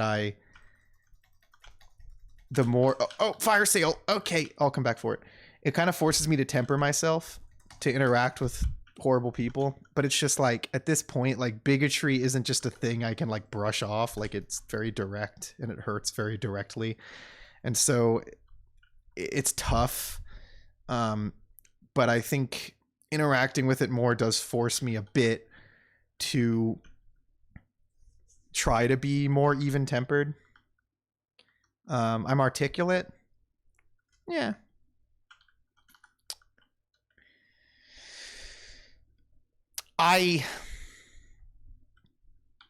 One thing that I do is I force myself to speak a lot about things because I don't want to be misconstrued. So it's like, especially with like issues like this, like whenever I have like I feel like people misconstrue things a lot, as I was talking about earlier. And again, I understand why they do. Like, I'm not even criticizing them for misconstruing things a lot. And so, and whenever I get annoyed, like I feel like I've gotten annoyed with a lot of people for kind of blaming everybody else for them getting misconstrued, when very often there are lots of things you can do to not be misconstrued. And I think I almost like force myself to talk almost too much to avoid that. Raising your tolerance for disagreement. Yeah, that is really important. The server did the opposite for me, I think. Used to be active in LGBT VR chat servers. They made you feel weird. Well, that's the thing about VR chat. Like, depends on the community you find. And like, there's like, when I try to interact with the VR chat Bernie community, A lot of that is really weird, and somewhat creepy. Where's the mystery box? It's in the lobby. Okay. I'm just gonna go ahead and pack a punch one of my guns because I'll do the fail, I guess. I'm very concise. You don't think I've ever backed up on a point, just elaborate things to reinforce it. That's basically, yeah. Yeah, I mean, I'll walk things back if I think I said it wrong or if I think I just had a dumb shit opinion, which, I mean, sometimes I just do. Like, I mean, sometimes I just have a take which is just bad. Not necessarily politically, although sure, but on anything. Like, I'll just say something out of my ass and I'm like, oh yeah, that was actually kind of fucking stupid.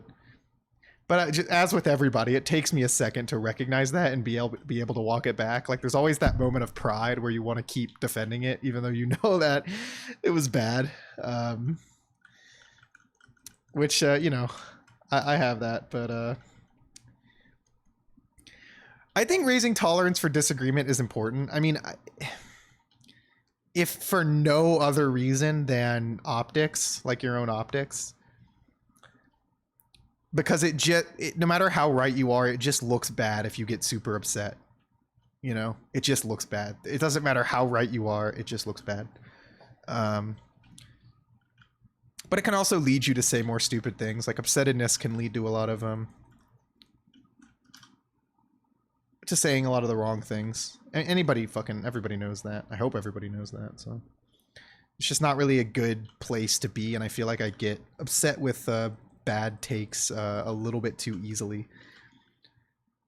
It's just like, you know, a lot of that shit fucking affects me and the people I love. It's very challenging to not be incredibly upset about things like that. You know what I mean? And it's not something I blame myself for. It's just something that would prevent me from thinking would prevent me from speaking on a lot of things, I think.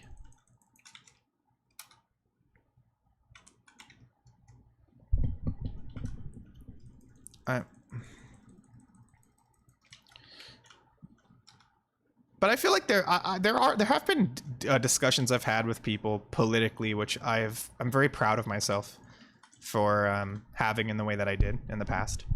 I've changed people's minds on things. I've had fruitful discussions with people on things.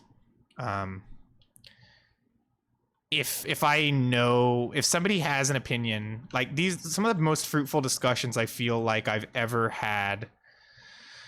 Some of the most fruitful discussions I feel like I've ever had politically have been on things where I felt somebody wasn't progressive enough on a certain topic, but I knew that they were a progressive person. I knew that they weren't a bigoted, mean person. I knew they weren't cruel, and I believed in them.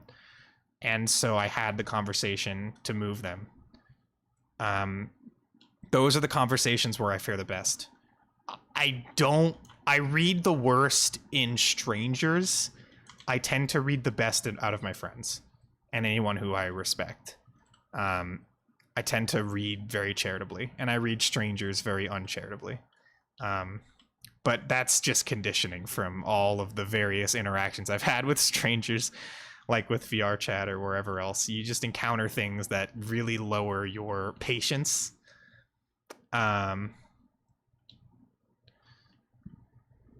You don't know how the server could have aggravated it in me. For you, it taught you don't have to fight people on every point.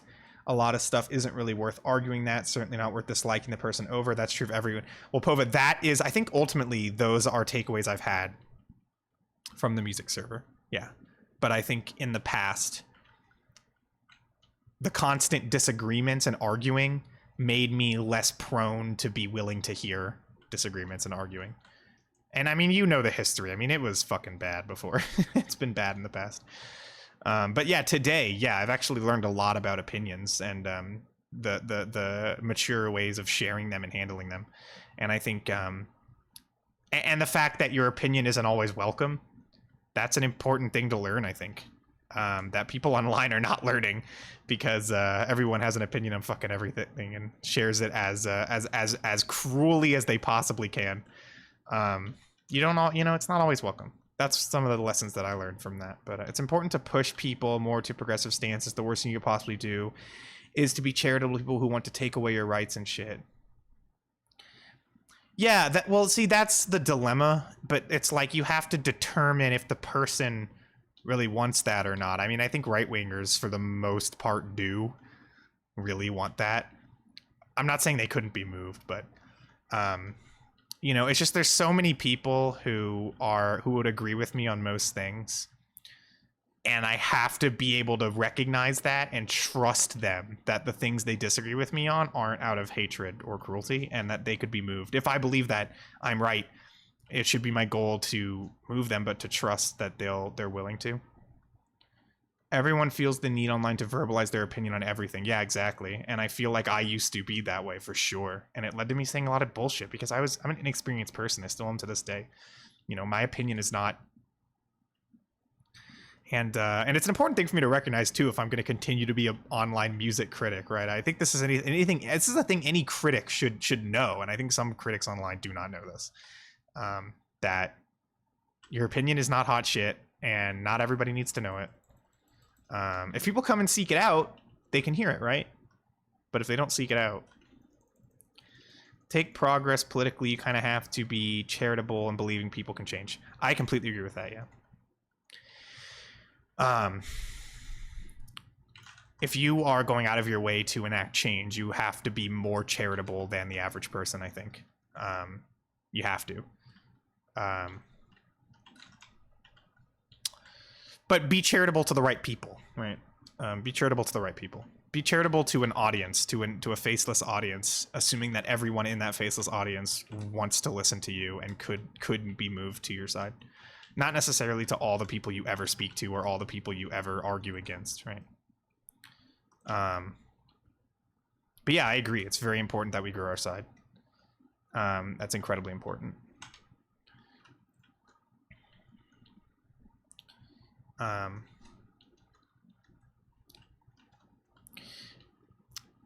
think, yeah. But anyway, I'm just saying, like, whenever I've found that I've had conversations that I'm proud of. Things, yeah. Things where I feel like I moved somebody on a point that was important to me, but I trusted them enough to assume they... Because, like, somewhere deep in my fucking brain, I can't lie. If somebody is less progressive than me on something, I assume the worst. Like, 100%. Almost every time. Like, internally, I do. But I have to have a dialogue with myself in that moment and think, am I assuming the worst for the right reason? Sometimes I am, sometimes I'm not. But it's that kind of reaction that I have which makes me hesitant to have these conversations frequently, because it's like, if that's always my immediate reaction, then I cannot expect myself to respond in a constructive way all the time, you know? Like, I need a new gun. I want to pack a punch something better. I need to get the, look at that epic win. That is so fucking 2010. I need to get the ray gun and the thunder gun. That's the meta. Once I get that, I pretty much win. Okay, that is the most useless piece of shit ever. You think changing right-wingers' viewpoints is hard? If I, for example, say trans rights, it will pretty much be against almost their entire philosophy on life. Why would assume the... I mean, would assume the worst of your... I'm sorry, Pova, could you repeat that? I think you forgot a word in that sentence or something, and it's hard for me to understand it. I think you left out a word. You think changing right-wingers' viewpoints is hard? Oh, it's undeniably really hard. Whenever I've gone in trying to change someone's viewpoints, it has not been a right-winger. I am not equipped to do that. It's been people who are otherwise progressive or left-wing. And changing their mind, that's been much more fruitful for me. I'm not saying no one should try to convince right-wingers or whatever. I absolutely think they should. The less people who want to kill me, the better. You know? It's a simplified way of putting it, but...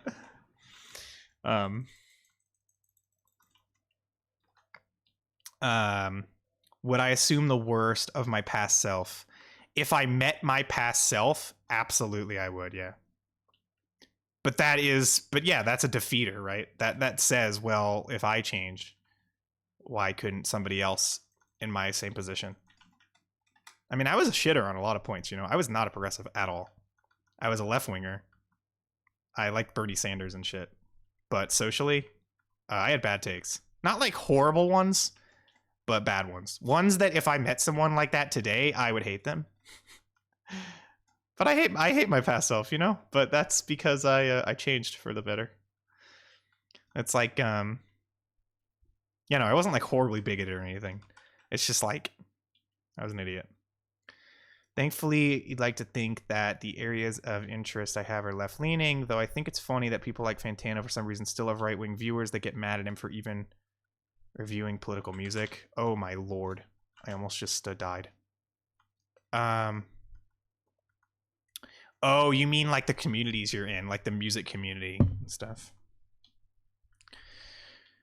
I think the music community seems to me more progressive than other communities online. Like, even back when I would go on 4chan, like I would go on /mu, and /mu for a 4chan board was certainly progressive for a 4chan board.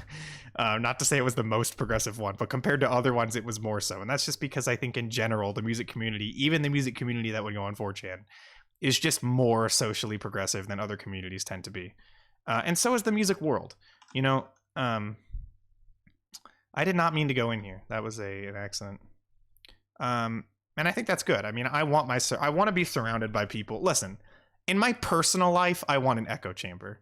And I will not begrudge myself of that no matter what anyone tells me. In my personal life, I want an echo chamber. It doesn't mean I can't disagree with my friends on fucking anything, but if we have worldviews that conflict, I just can't. I just can't do it. Not anymore.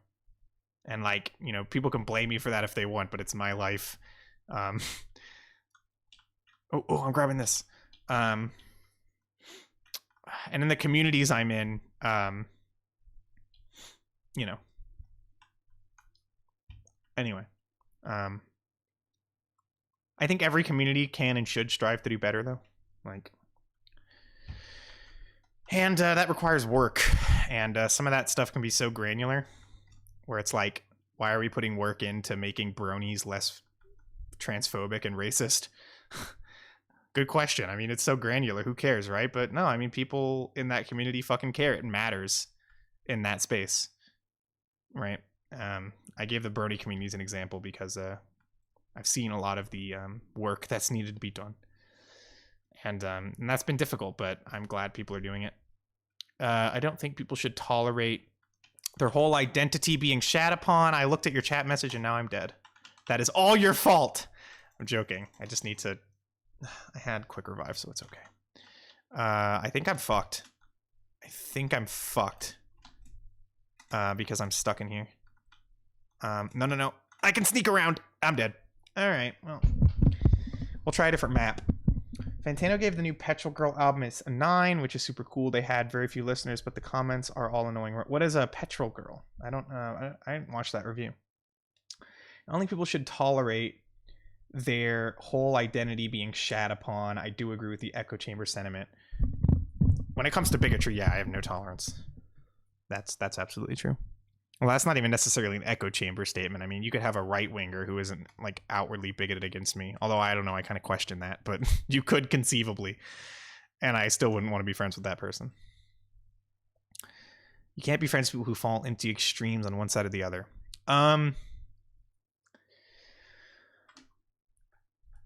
I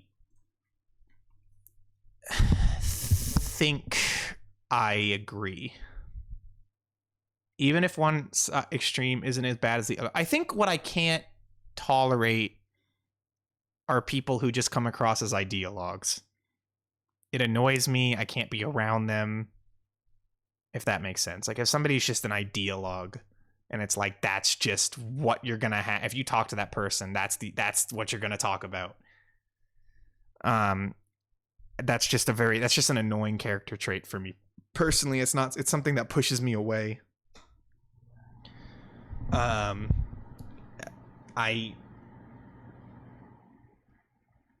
then I could be I don't know.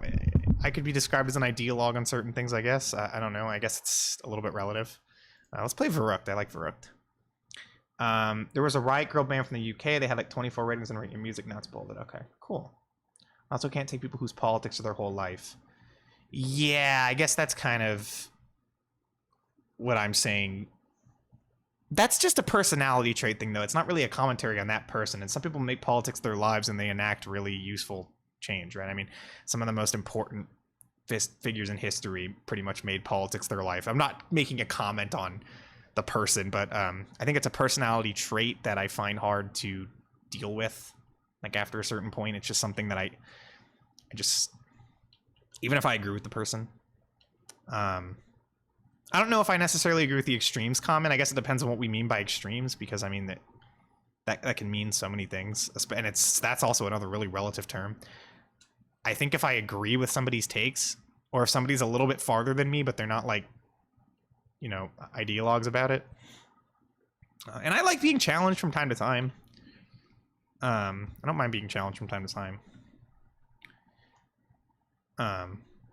But yeah, no, I mean, at this point, I'm just talking about who I'd personally be friends with. I mean, whatever. But, like, it's not really a character judgment kind of thing. A lot of political ideologues lose their sense of humor and their ability to see beauty in life. That is, yeah, that's kind of true. A lot of them become extremely pessimistic and depressive. Yeah, for sure. You know, in all fairness, it is difficult not to be. When you look at the state of the world. But I think people need to try not to be. I think especially if you're the kind of person who wants to see change, it's important to push back against that. The intense, overwhelming weight of the world, because it can get to you for sure. I have needed to pull back myself because it gets to me, you know? It does, definitely does.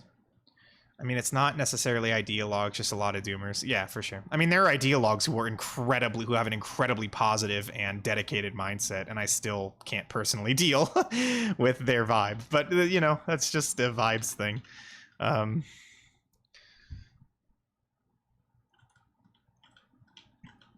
don't know. It's like, it's hard to say because there are like things, like I said, how I personally prefer an echo chamber. Like there are hard lines that I take that I am fairly dogmatic about almost. So it's like, what am I going to point to somebody else for having the same trait and say that I hate them? I mean, I don't know. But I try to have some leniency. And I think having that leniency has helped change people who are close to me's minds on certain select things. And I mean, you know, that's just a good thing. Like I don't want to lose friends, you know. I don't want to not have friends. Like, it's just there's things I can tolerate and things I can't, I guess. If I was a Trumper and thought the election was stolen, everything was fucked, I'd be Doomery too. Yeah, well, it does happen on both sides, it's true.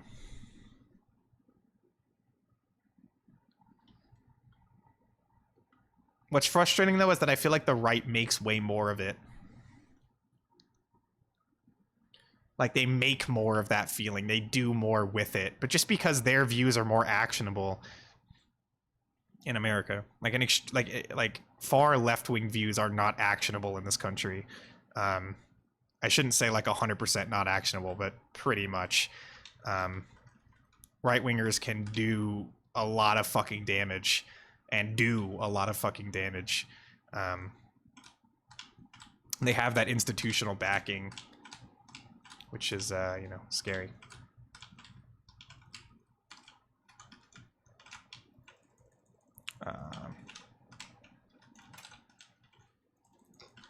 Are the zombies in new zombies games still Nazi zombies? Or did they take out the Nazi part?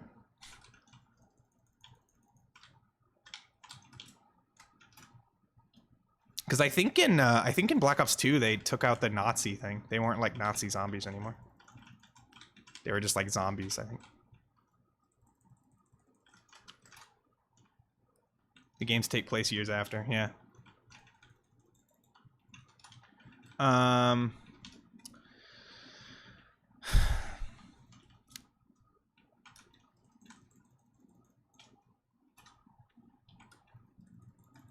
Yeah. All right, I'm just trying to rack up some points. After round 3, I'll move on.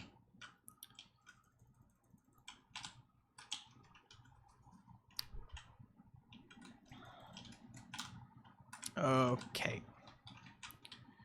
You need to be careful with knifing because sometimes the zombies can do this move where they like hit twice in rapid succession and you just kind of like die if you get too close to them. Anyone ever encounter a serious real life Nazi? Define that. If we're talking like alt-righters, yes. Like outward neo-Nazi, no. But alt-righters, yeah. One of the main characters, which is a Nazi, gets killed off in a humorous way. The fan base got mad. I mean, like, you literally kill Nazi zombies in zombies. Like, what, do you not... You know how it is. They don't go outside. They rarely go outside, but when they do, they make a whole ado about it. Like with Charlottesville or something.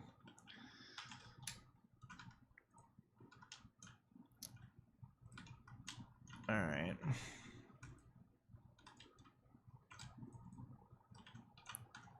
I'm gonna die. I am going to lose. Oh no, I'm good. How does this gun work? Okay, it's automatic. Okay. They don't go outside. That's kind of true, though.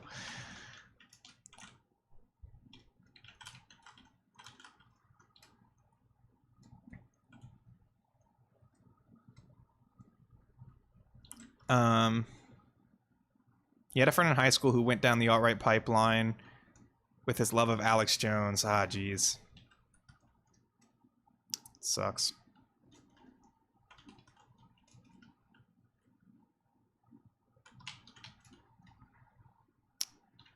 Hold on, everybody. I need to really quickly send a message.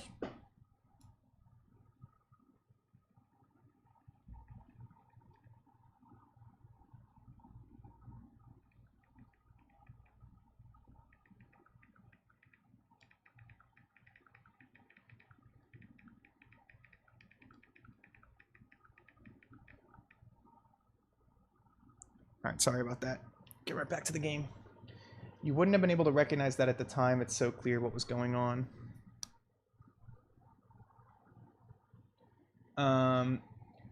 You once encountered someone who said they were a Nazi, they realized you were Finnish, called you an Egyptian. I think I've met German weebs that are worryingly obsessed with World War II military history. I have met that. He stabilized, swung back to the center left as far as I know. Hey! That's good. That's good. I am glad to hear that. That's a slightly happy ending, at least.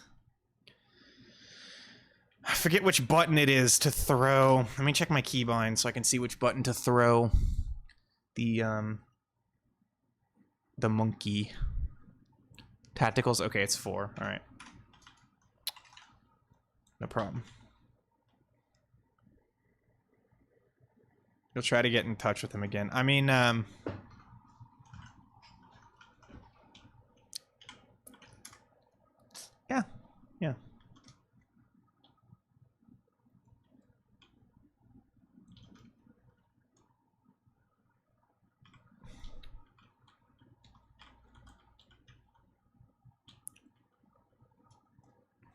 Let's see.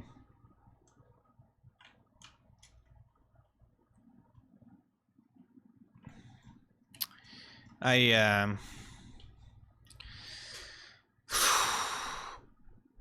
no, I've known people in my life.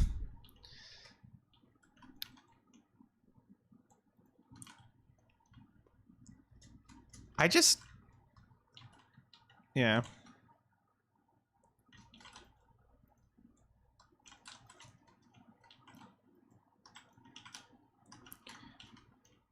I think that part of the reason I kind of require like an echo chamber around me now is just because, like, you know, being non-binary and going by they them pronouns, there's only a select, I have found there's only really a select group of people who will genuinely respect and believe that.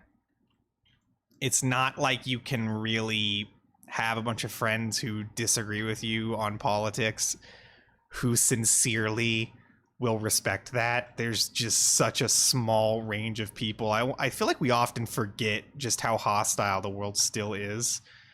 Well, to trans people in general, but non-binary identities too. But yeah, just trans people in general. It's like being online so much, it makes you think it's better than it is. I mean, it depends on where you are online, I guess, but I feel like it's made me think it's better than it is. But yeah, like getting on VR chat, for example, talking to just random people on there, like random gamers. It's bad, man. It's really fucking bad.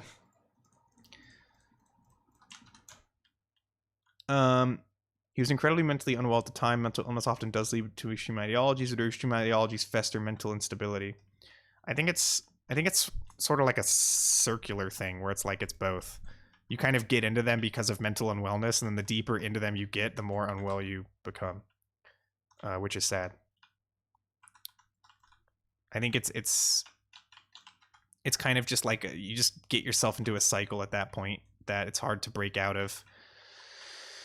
But you know, I'm psychoanalyzing shit that I can't say for sure. It's just the feeling I get.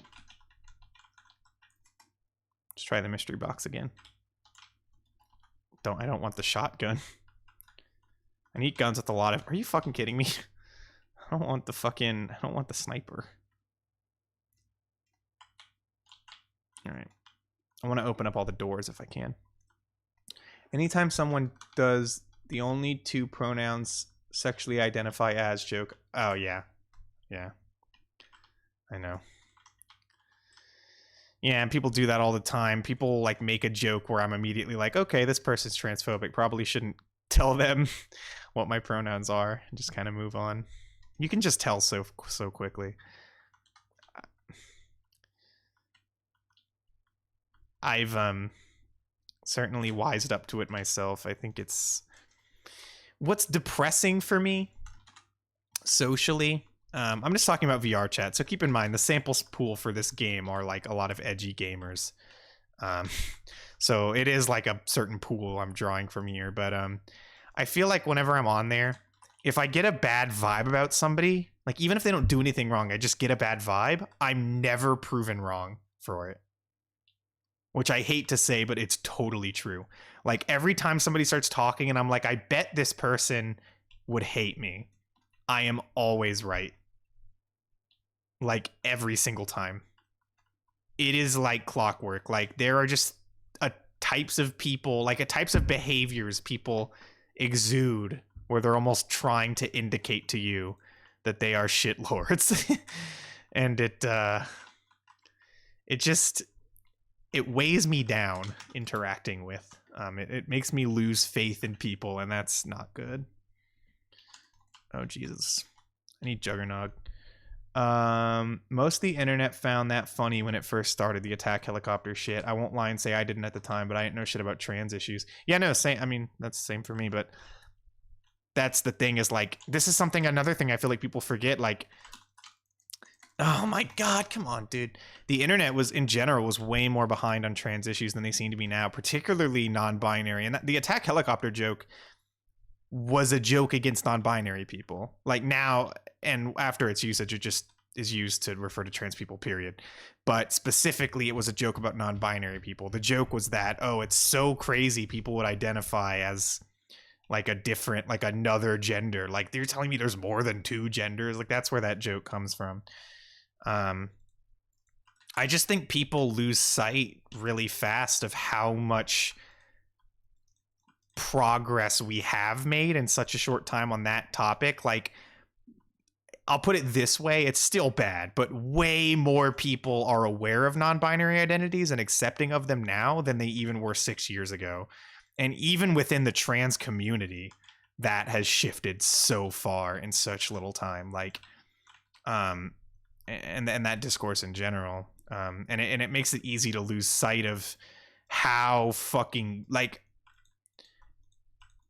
if I had known and realized myself as non-binary at that time, I dread for the life I would have lived at the time. And for any non-binary people who were out during that time or before it, I can't even imagine. I really can't. Unfortunately, fell into the alt-right pipeline around Trump and shit. It's fucking awful how the right primarily targets teenagers. Thing is, for me, I didn't fall into the alt-right pipeline necessarily. I was probably somewhere along it, but I stopped at that point and didn't go further. Like, I think I was probably... I don't know when I was at my worst, but I did not support Trump. I never liked Trump. But I'm dead. But when it came to progressive social issues, I was an idiot. I bought into like the anti-SJW stuff, basically. That was about as far as I went, and I watched a lot of those fuckheads. But like, yeah, that was about as far as I went. And I think a big problem I see is there's a lot of discourse about how it's like so bad that everybody says like that people like how there's so much discourse about forgiving Nazis and how you shouldn't forgive and all the discourses around like former Nazis and shit, as if, but really what people are often talking about are like people who when they were teenagers they were somewhere along the alt-right pipeline. Like most of these people were not Nazis. Like it didn't go that far for most people. Most of the people who went to the point of being Nazis still are. Like we're not really talking about Nazis. We're talking about people who were somewhere along the road to possibly eventually getting radicalized into being Nazis, but they weren't. We're talking about people who weren't supportive of social justice, who were perhaps bigoted in certain ways, maybe lightly so. Like, these things are bad. Those things are bad. But it's like, we talk about it like in such ridiculous extremes online sometimes, the way people talk about stuff. And I don't know, it bothers me sometimes. You were Mexican and was somehow convinced you were subhuman. You always seeked approval from group chats. Oh, that sucks. That fucking sucks. That sucks. No, I mean, yeah, that happens. It's like, I think, I mean, and I was fucking non-binary. I've always been non-binary, right? It's just a matter of noticing it or like being able to fully recognize that about myself and let it free, which is really what ended up happening. But that was always within me. I could, if I wanted to really psychoanalyze myself, I could say that a lot of the beliefs I held were almost out of repression, and that is true. Actually, I know that's true because I know there was a point at which, you know, I was a socially anxious, fucking insecure high school kid. I had no fucking idea. Okay, I'm dead. And whatever, all those kinds of things, like, and that was what brought me into that stuff, because I think it was a group. It was a way for me to feel like I wasn't as emotional of a person as I was. Like, it was something I almost wanted to suppress. If I wanted to do more thinking about it, I could.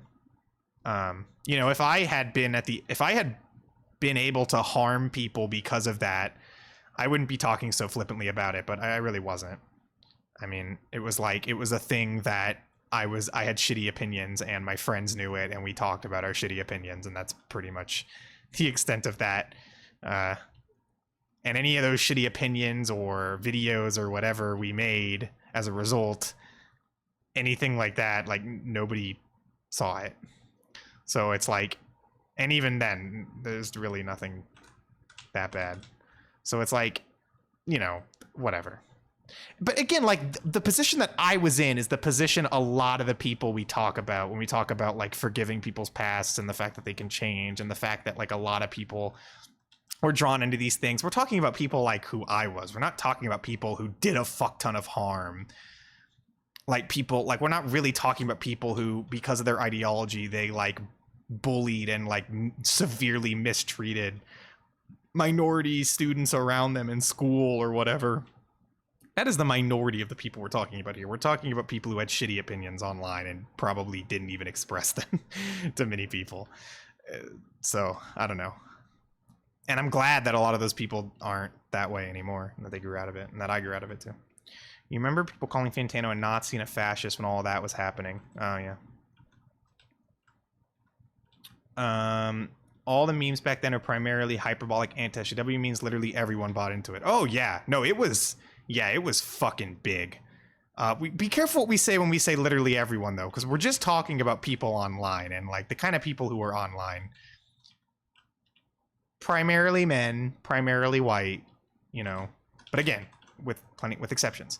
It's just like, this is not like the dominant landscape. And I think when we talk about it this way, it makes it hard for some people to understand what we're saying, because it's like, they're like, no, not everybody did. I didn't. So it's insane that you did. And that means you were bad for it. It's like, well, yeah, but you weren't online. Like, you don't know what that landscape was. And if you were online and if you didn't buy into it, then that makes you stronger for it. Yeah, I would agree with that. But it's like, whatever, right? That's just hindsight at that point. But anyway, I also frankly don't want to place too much emphasis into the whole like talking about forgiveness and all this stuff. Nobody needs to be fucking forgiven. People just need to change, right? Like I think you know, you need to be open to the fact that people can change is I think the only thing. Like, so much talk about forgiveness or whatever, but like, what does that even mean in this context anyway? Like going to people's faces and saying you forgive them, like, okay, that'll make them feel good. What does that have to do with anything, though? It's just important to recognize that that can happen and that it's good when it does and that we should encourage it. But yeah, again, not something I care about placing a ton of emphasis on, I guess, if that makes sense.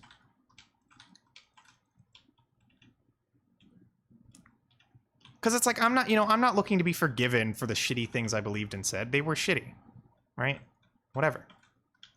And part of changing is accepting on some level that there might be some people who, if they knew all the things that I thought or whatever, or said, or did, wouldn't forgive me for it, and being okay with that. I'm fine with that. Like, what, you know? And besides, if somebody feels that way anyway, like, why do I even want their approval? Like, whatever, what does that matter to me, right? Like, I changed, and people's, like, acceptance of me is not what makes me want to do that. But for other people, it is. And, like, in a landscape where if I felt like if I changed my mind, nobody would ever accept me. If I felt that way, maybe that would have kept me where I was. Like, I'm not saying that that's not true. I'm not saying we shouldn't have, like, that openness. I think we should. But I think a lot of people do. So, you will never forgive Dawn for giving 1,000 Gex a 0.5. Look, that's something that I could change. Okay, like that's an opinion that is ripe for the changing. But I haven't re-listened to that record. For a long time, whenever I would go back and try to listen to Gex again, I still didn't like them. But I think that rating is way too low, even if I don't like the album.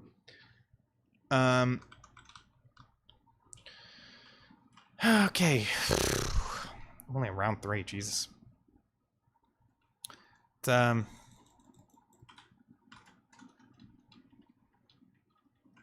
second. I actually need, before I forget, I need to remember to.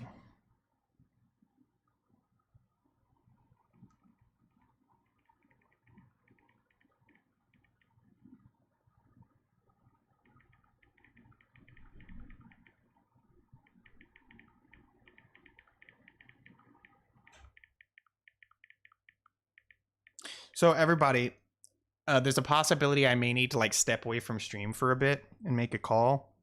If that happens, just mute the tab that the stream is on and do something else and check back in a little bit and see if I'm back. If you mute the tab on the window instead of muting the stream, then it still counts as you viewing, so I still get the view count, which is nice. If you mute the stream, it counts as you not viewing. So just mute the tab if that happens.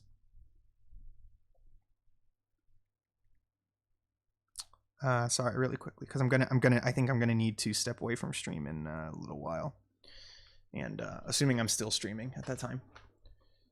That was a joke. Do you think you'd enjoy their new album? It's sounding a lot more rock oriented. I really don't know. I haven't really been checking them out. I have respect for them. I mean, they've done a lot for music, and I think that their place in music history is already cemented, honestly. So I have to respect it for that reason, if nothing else. And a lot of the music that I love is heavily inspired by them. So it's like, that's how it is, right? They opened up a lot of doors. What do you think of Furry Core? All the lemon demons and cave towns and tally halls. Wait, they're furry? Wait, are any of those furry? Wait, lemon demon is fur. I mean, car seat headrest is furry, right? But lemon demon, I don't think is furry. Is cave town furry? I don't think is cave town furry. Tally hall is tally hall furry? Oh, you're kidding. Okay. Question from your sis: what's my favorite political scandal? Oh my god, I don't even know how to answer that, Pova. I mean, geez. The thing is, like, after Trump, like, that shit has... that there was so much of it that I think I just blocked it all out in my memory of anything. I don't know. I don't know if this counts, but I loved Jeb Bush's run for presidency in 2016. That shit was so funny, and it's still funny to this day. The fucking Jeb Bush guacamole bowl. Okay, that shit's funny, so that's my pick. I don't know if that counts as a scandal, but that shit was fucking funny. That shit was funny. I hope Jeb runs every election because he'll never win, and I know he'll never win. And he's just a funny dude to have around. You know, he makes me laugh. You were kidding. Anyway, you were kidding. Yeah, I mean, I guess I see what you meant by it. I don't have much opinion on any of those artists really. With Tally Hall, I really like Miracle Musical. But I haven't like actually listened to Tally Hall. Actually, that's not true. I've heard one song. It's the one with the wacky music video. It's the one with the wacky music video, and it's like kind of racist. So I don't like Tally Hall. I forget what the song's called. You don't want to keep talking about politics. Have you heard the Jan 6 testimonies? I have heard a little bit of it. I honestly, it's something I'm gonna explore. I wasn't really following it live. I'm gonna explore it probably a little bit after the fact. Banana Man, that's the song. Yeah, Jesus, that shit was not pretty. Talking politics, yeah. But I'll look into those things. That does matter to me. That is important to me. That January 6th thing was, wow. I just hope fucking shit comes of this, you know? I hope that if people are found to be guilty, that shit actually happens. Like, those people are, a lot of those people are still in government, and they shouldn't be. So that's all I can say. But yeah, Banana Man. I know Brad Taste in Music has been making a whole ado about Tally Hall. I don't know.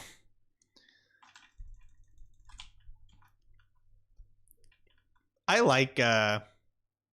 like theatrical music to a certain extent. I mean, obviously there's a point where it's cringe, but I do like theatricality in my music a lot of the time. But that can mean so many things, so like don't misinterpret me or whatever. I don't know what I would or wouldn't like. It's just like I do like theatricality. Which is why I like Miracle Musical. Is one of the reasons why I liked it. Oh my fucking god. It's so fucking funny. Trump was in the limo while January 6th happened. He tried to grab the fucking wheel. That! I heard about that. Oh my god. I saw that. Another question for your sister. If you had to kill somebody, who would I kill? I'm not going to answer that. What the fuck? Nobody answer that. Do you want to get me banned on Twitch? Also, there isn't anyone I want to kill. So you just...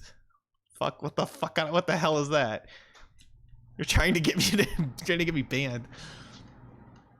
She said she's just trying to know me better. Okay, well, I'm sorry. This is just one aspect of me. You're gonna have to never know.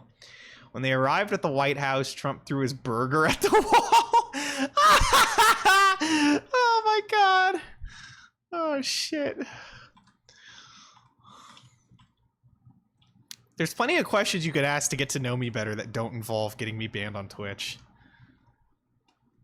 Tally Hall's cool. I might like them if I like Hawaii Part 2. Yeah, I think I probably would. I don't really heard a lot of their music, but I probably would.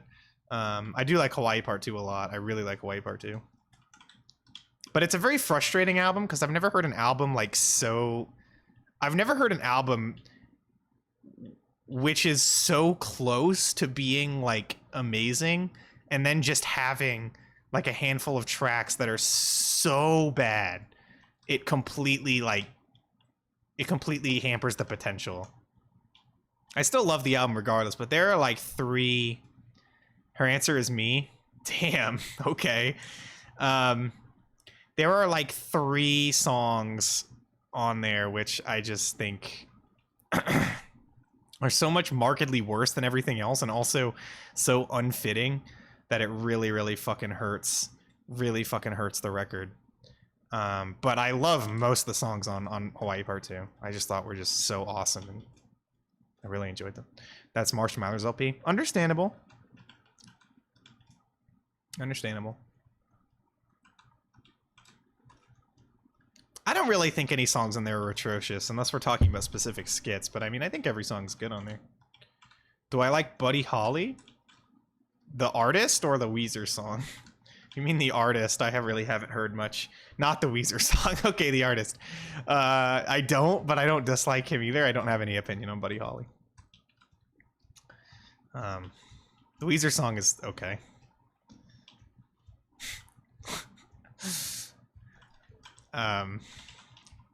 I like these game streams, dude. I like the no frills, just talking.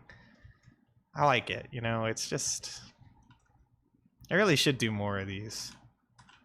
Yeah, the Weezer song, it's okay. I mean... I don't... Oh.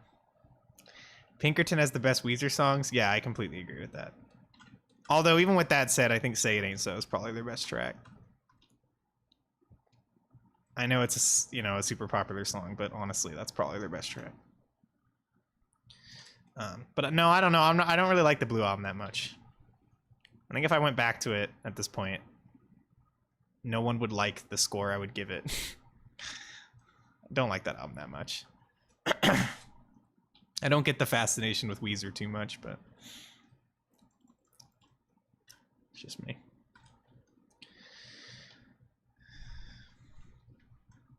I'm gonna stay here for one more round, and then I'll go up from there.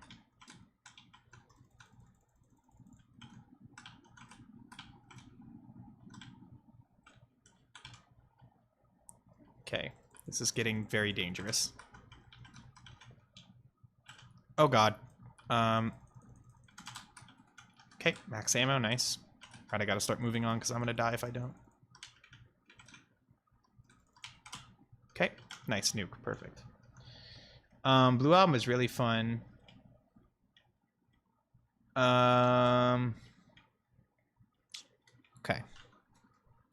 I'm running around in circles.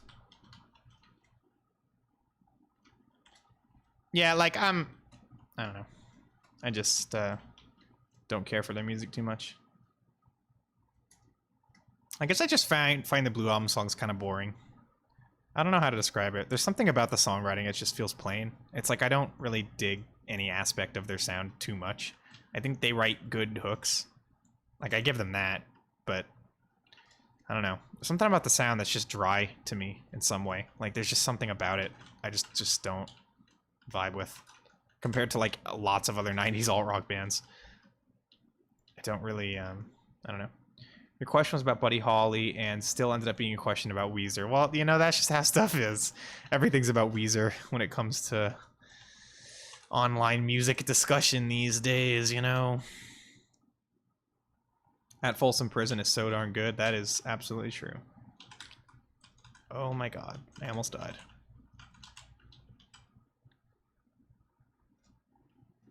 Okay. Can I get some kills?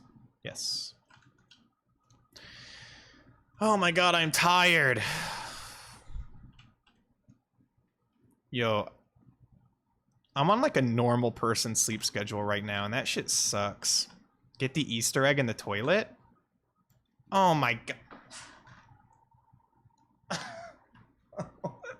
I don't even know what you're talking about. I actually don't know what you're talking about. Don't listen to the extended track list. True. Yeah, true. I have that on CD. I always just skip the extra tracks. Extra tracks are alright, but it kind of works better in the shorter version. Easter egg run? Nah, we're gonna play a different map because I just died too much on that one. There's nothing to be said. We're gonna try a different one. You have an OG vinyl about Folsom Prison? That's so sick. Alright, I'm zombies. We'll do Derice. Do Derice. I like Derice. Oh my god.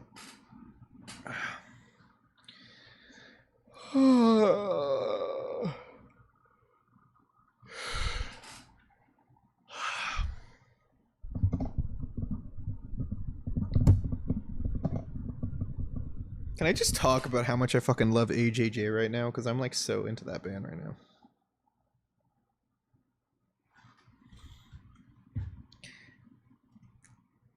I don't frequently have experiences of like love at first sight with music, but that was absolutely how it was for them, for me. Because it was like, people who can eat people are the luckiest people in the world. That album. I can't believe I hadn't listened to that sooner. I guess like I just, you know, it was off my radar. I mean, I knew about the album, but I guess I just kept pushing it off for one reason or another. But it's like literally, it's just the kind of album so perfectly suited to my taste. Or it's just like as soon as I start listening to it, I'm just like, oh yeah, this is the one. Yeah, they're Dawncore. And I love that in their punk songs. I love the melodic sensibility. I love the character, the personality. Like, punk is not a favorite genre of mine at all. But the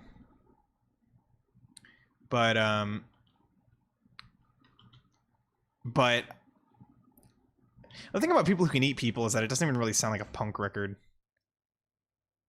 It just doesn't. It sounds like a folk record. And yeah, it just glows, like the personality, the lyrics. It's just, I wanted to know every word. Like as soon as I listened to it, I was like, I need to know every word so I can sing along with this. And then once I started singing along with it, it got even better. It's just so good. That record. Michael Jordan drunk driving. That's so fucking true. It's so crazy how it's like a 20-second song and it's like, that is one of the best verses. That is like one of the most like powerful images and verses I've ever heard in a track, just in that 20 seconds. It's like, what, like, wow. Really, really effective. What I like about Sean's lyricism is how it's weird. It's like almost how unfocused it is. I like how verse to verse the song, like he just feels like he's going on like different random tangents.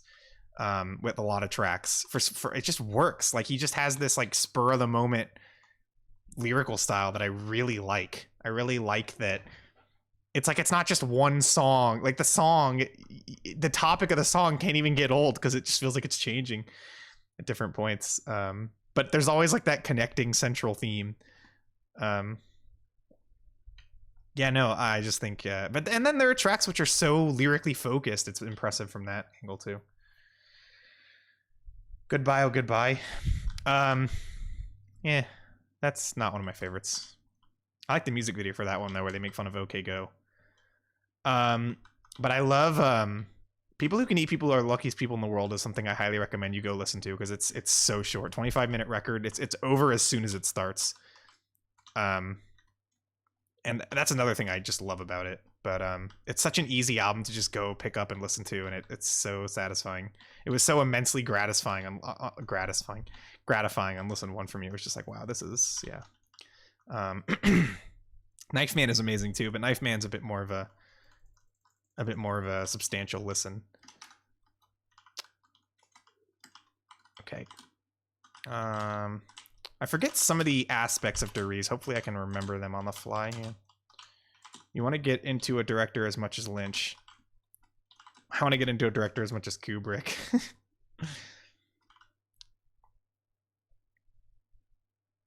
But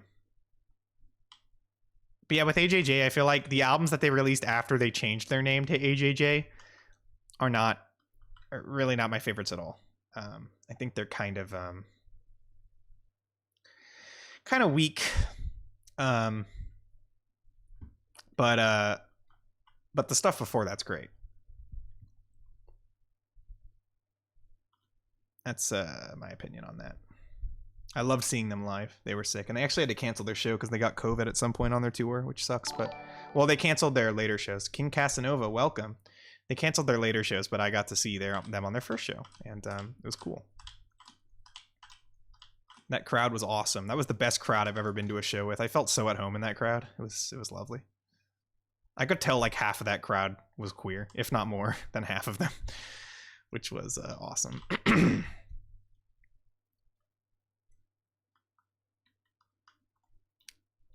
Yeah, I really enjoyed going through Kubrick's filmography. It was really interesting because a lot of those, before going into it, a lot of those movies I hadn't even really heard of. But I enjoyed almost every single one of his films. I've been at 2 shows your friends have been at. One of your friends was at the Phoenix, Arizona AJJ show. Really? Or a different city, because I saw it in Phoenix. At the Crescent Ballroom. You're gonna watch Eyes Wide Shut? Oh, Eyes Wide Shut is so good. Such a fucking great movie. I love that movie. I watched that twice. One of my favorite Kubricks, honestly.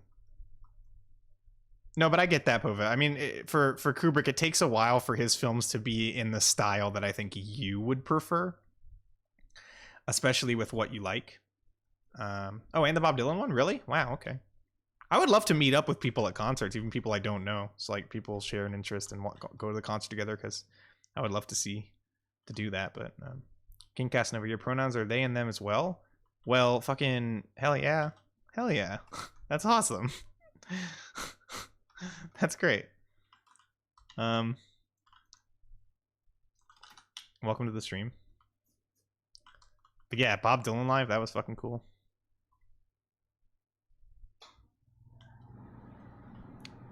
All right. Where are the remaining zombies? What is happening? I don't. Okay. I have 2 pretty good guns. I'm probably gonna stick with these. I kind of forget. Where's the last zombie? What the hell? You're interested in Barry Lyndon and Eyes Wide Shut and Clockwork Orange.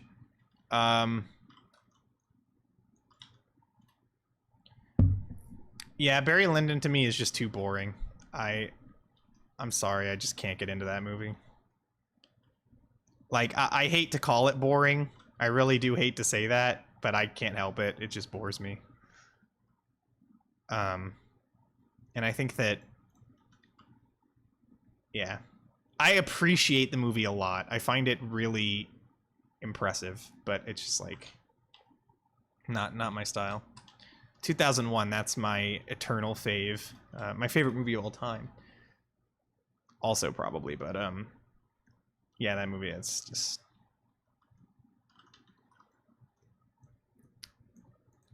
I think like it's the most impressive film I've ever seen, easily. There's so much about it which is just astonishing.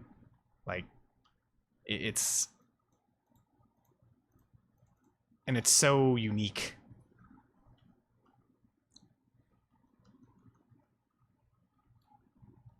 But yeah, hot take, I know. 2001, A Space Odyssey is a good film. I know you can't believe that I said that. It's just shocking. How could anyone express that opinion? That's unfathomable. I forget where the... Oh, I don't... Oh, damn it. I actually can't do this in time. Because I don't have all the doors open. My bad. Like I said, I'd have to relearn the map a little bit while playing it. My god, I am tired. I feel like my soul is being drained out of my face. Like I'm feeling like a ghoul right now. Like I feel waves of unpleasant sensations just running down my face.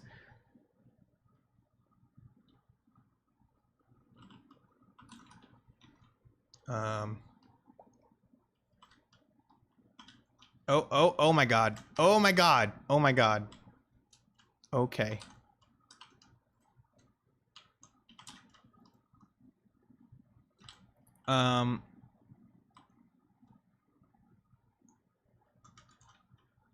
Okay.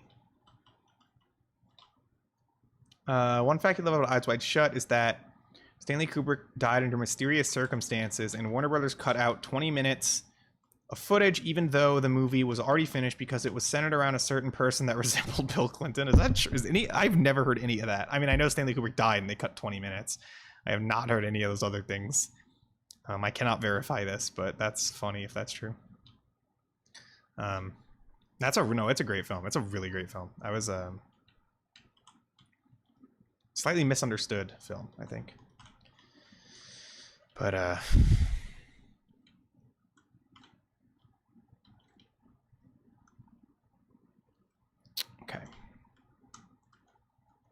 I just think a lot of what the movie has to say is really interesting.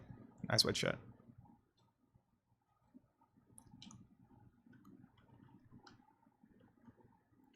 You were gonna watch Do the Right Thing? Oh, that movie's fucking awesome. That movie's awesome. Watch that when you get a chance. I love the colors of the film. And just like the overall style, like there's a lot of really interesting stylistic choices that come out of nowhere in the movie and just really enhance the feel of it. But that's a great movie. All Kubrick films can be horribly misunderstood. That's the point.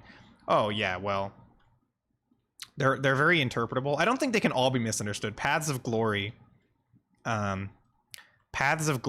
is very on the nose with the point it's trying to make. The ending is slightly ambiguous, maybe, but the message is obvious in Paths of Glory. But then on the flip side, you have Full Metal Jacket, where the message can be difficult to decipher, if there even is one. Like the points it's making, there are some obvious threads, but other things which are a little bit more subtle and misinterpretable. Oh yeah, the ice cube scene. Yeah, that's right. There's one thing in there where it's like, why is that? Yeah, everything else is pretty much fantastic. The Barnes & Noble Criterion discount is a wonderful thing. Yeah, and then you have like Spartacus by Kubrick, but it's like that's hardly even Kubrick's film. I do think that movie's great. It's not really a Kubrick film though, but it is a great film. It's a much more conventional movie, but it's great. Highly epic film. Okay, I need to go open that door up there. Highly recommend I watch Funeral Parade of Roses. No, I don't even know what that is, honestly. Never heard of that.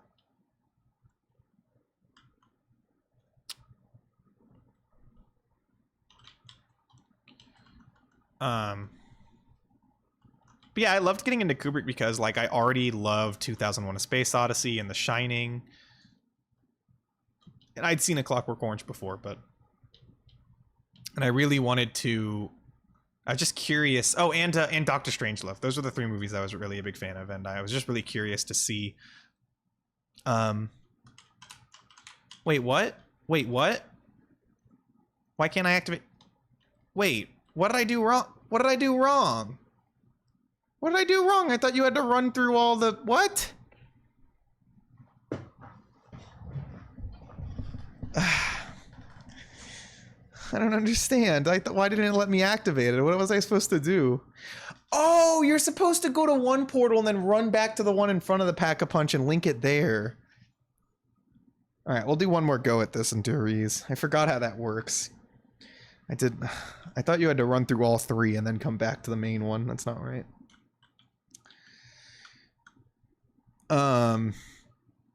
Yeah, no, I'm also watching every 2D animated Disney movie, which is making me realize how much I don't really care for Disney too much. It's a movie from Japan from 1969. It's postmodern adaptation of Oedipus Rex about trans people. So ahead of its time, clearly inspired Kubrick. Okay, sounds interesting. Yeah.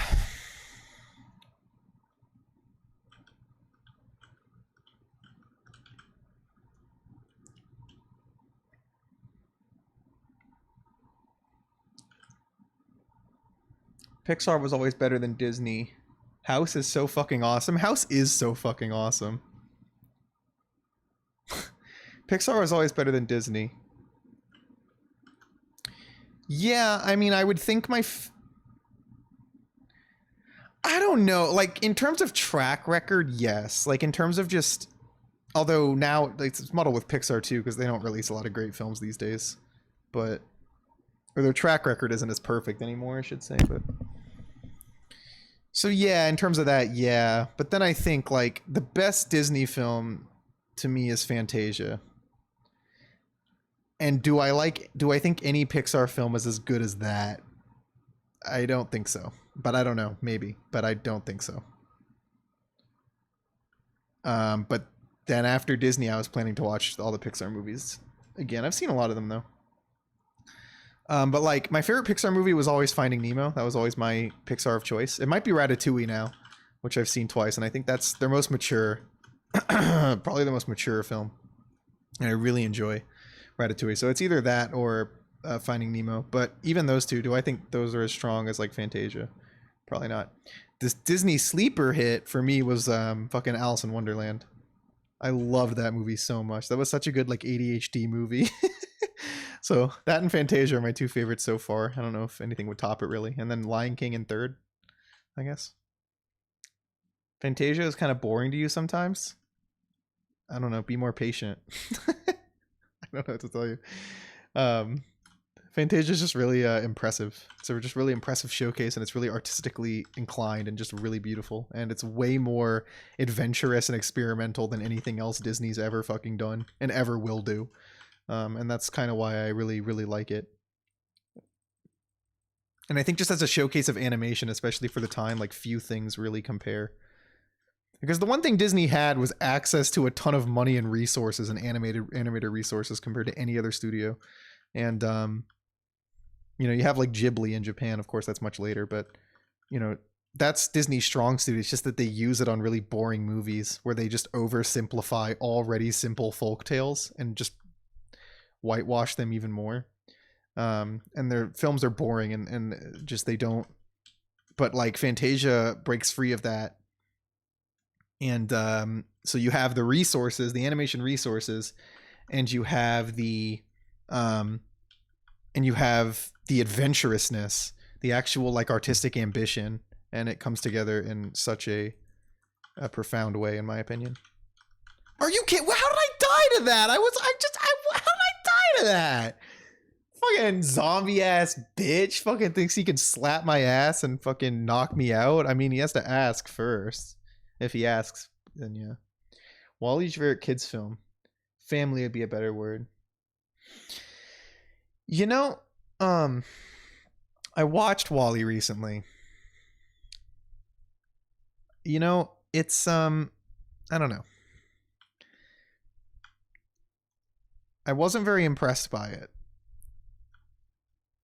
You know, I liked it when I saw it in theaters when I was like a kid. And I'm not saying only kids would enjoy it. I mean, it's obviously a much more mature movie. And of course you have the whole, like, it's a silent film for half the movie thing. I don't know. I was hoping to come back to it and think, wow, this is like a masterwork, but I did not think that in the slightest.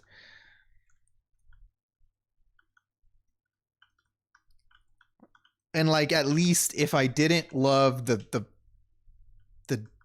second half of the movie, or really the second part of the movie, I would at least love the opening silent film part, but I didn't really like that much either. I was I don't know. I don't know about Wally. Wally has Peter Gabriel in the credits. Oh really? You have like Tarzan with fucking Phil Collins soundtrack, right? Monsters Inc. was your favorite Pixar? I don't really have an opinion on that movie. I've seen it, but it's been a long time.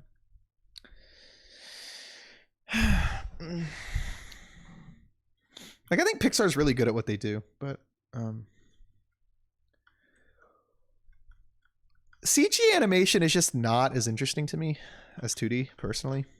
I'm not saying it can't be amazing, but it also, I don't know,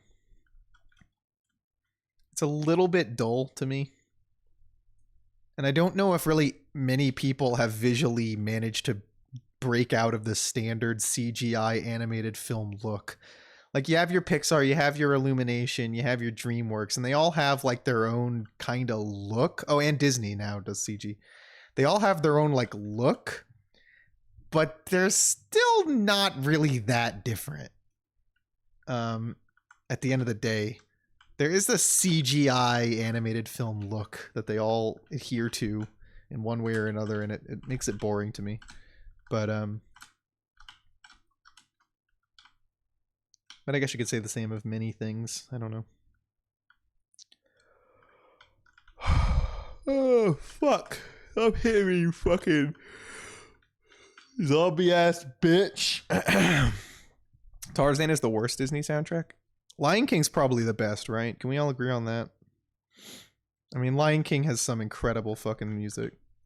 I don't like Hakuna Matata, but absent that, like fucking Circle of Life. I mean, come on, dude. Circle of Life is just, oh my god, you know, such a great track. Like, even like every time I see that movie again in that opening sequence, I'm like, wow, this is the best movie ever. And then it proceeds to not really be the best movie ever, but the opening to The Lion King is fucking perfect.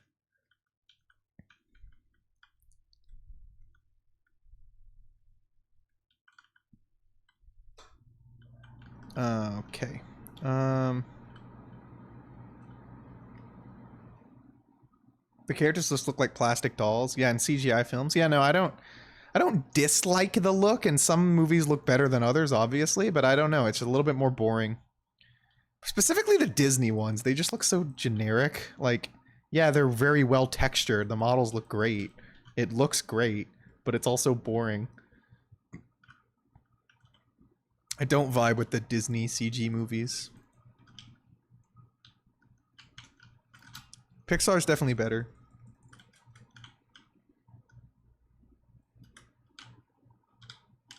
Okay. Hopefully this game I can actually manage to make it somewhere in the fucking... in the game. The only good Illumination movie is Despicable Me. I don't even know if that movie's good.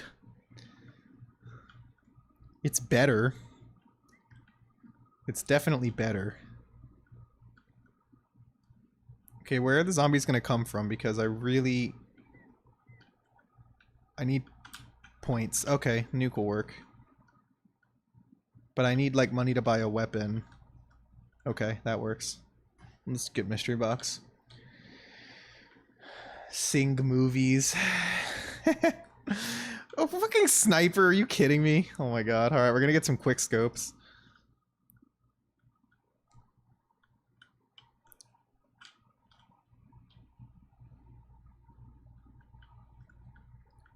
Despicable Me is good, it's just a cute film. After everything after it is horrible.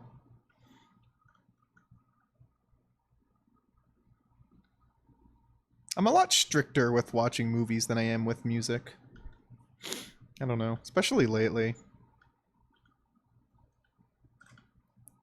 I feel like I'd come off as super pretentious if I tried to be a film critic with the way my taste is. But that's just how it is. It's not like I try to be. I just don't really like mainstream type movies usually.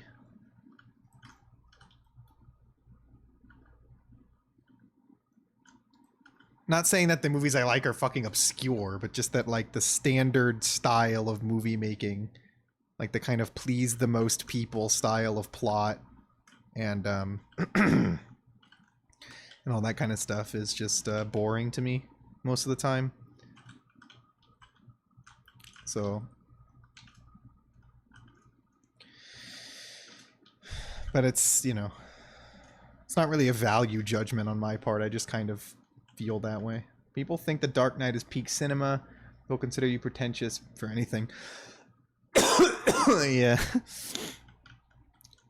Do people think The Dark Knight is peak cinema? I know a lot of people would consider it one of the best movies of all time. I don't know. I don't really strongly disagree with that. I do think it's a great movie. If philosophically disagreeable. I really like the movie. But, I don't know about the peak cinema thing. Why does every live-action comedy movie in the 2000s have red text as a logo? What? It's literally one of the highest rated films. On IMDb, yeah, that's true. I think it's a second highest rated film on IMDb, right? Isn't the number one The Godfather, and then the second is The Dark Knight? That's true. That doesn't necessarily mean people consider it peak cinema. It's just like a very good movie that almost everyone is going to agree is really good. You know, more than everybody thinks it's the best movie ever. It's just like not many people are going to rate it lowly. Some will. I mean, some people have grievances with it and don't like it for whatever reason, but it's just a very agreeably good movie for the most part. I think that's more what it is if I had to guess, but maybe I haven't spoken to enough people to really gauge how many people think The Dark Knight is peak cinema.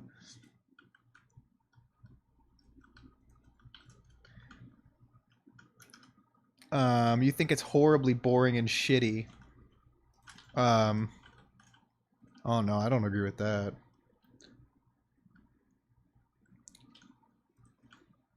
But I'm not really prepared to get into a conversation about it because the last time I watched it would have been a few years ago for Get Wrecked. But I thought the movie was great. I would like to watch it again. I thought the other two Nolan Batman movies kind of sucked. But I really liked Dark Knight. And I don't like superhero movies though. That's the thing. Like I like that one, I guess. But I do not like superhero movies as a rule. I know that's like the basic contrarian take today. I'm not trying to be that way. I legitimately do not enjoy them. I get no enjoyment out of watching superhero movies. MCU, DC, whatever. Again, I'm not trying to sound unique or smart. I legitimately do not fucking like those movies. I did not see Joker. But the thing was that I didn't want to. Like, I understood, like, oh, it's different than the other ones, but I just don't fucking care is the thing. I wouldn't have even watched Dark Knight if I hadn't have had to watch it on Get Wrecked. Although I'm glad I did, because I did really enjoy it. But, you know, like, wouldn't have been my film of choice. Spider-Man 2 is peak. Oh god, fucking shit. Oh no. Oh god. I don't think I can get to the thing in time. Oh wait, oh my god. What, did I not get it? Ah! I'm gonna die. Oh god. Oh shit. Oh god, oh fuck. Oh god, oh fuck. No, god.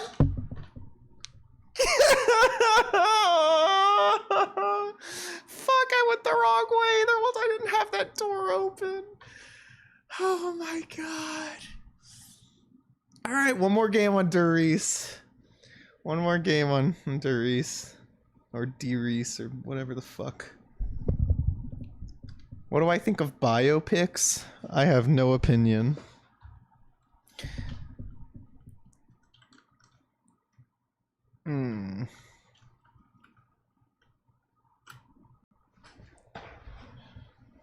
Yeah, The Elephant Man. Yeah, that's a great film.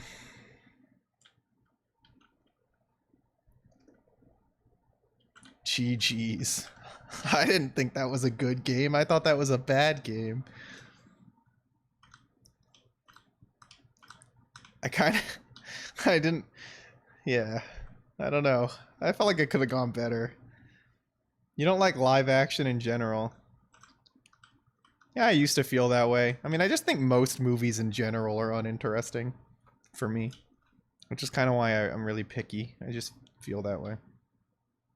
I like animation as a medium, but even most animated movies just don't really break out of the same tropes and the same general plot structures, and they can be very boring as a result. Like, Pixar movies have a fucking formula. Disney movies have a formula. Every CGI animated film has a fucking formula. It just feels like the same shit.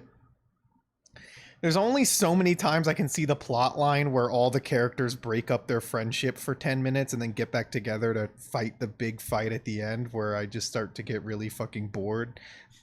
Like, there's only so many times I can see that, you know. And if you watch any, like, multiple of these movies, you pick up on that very fast. Because you gotta have that Act 2 low point. Are you fucking serious?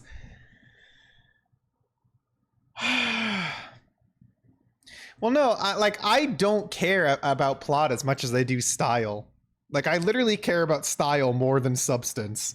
I literally do. But with it, when you're talking about animated films, the style, especially CG ones, the style is predictable as well. It's so focused on the plot. The plot becomes the point of the movie. You watch it for the story. You can't really not notice those things. But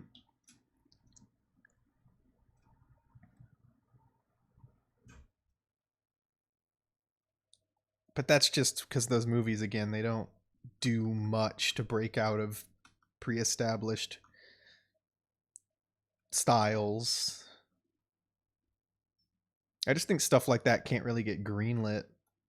And I mean, Pixar and Disney and Illumination, DreamWorks, they all like know their niche, you know, and they stick to it. It's not even really a niche. They just know what sells. You can't really fault them that.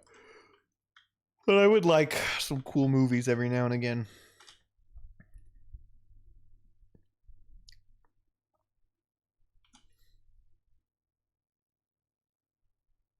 Alright. Do I like Wes Anderson? Haven't really seen much. I've seen Fantastic Mr. Fox like 2 or 3 times in my life. I saw it in theaters when it came out. And was, you know, this movie was cool. Though it's been so long since I've seen it.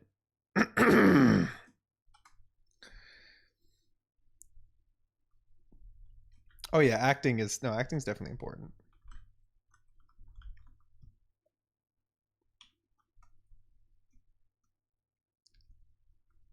Editing is also an often underrated aspect of film. Editing is very important.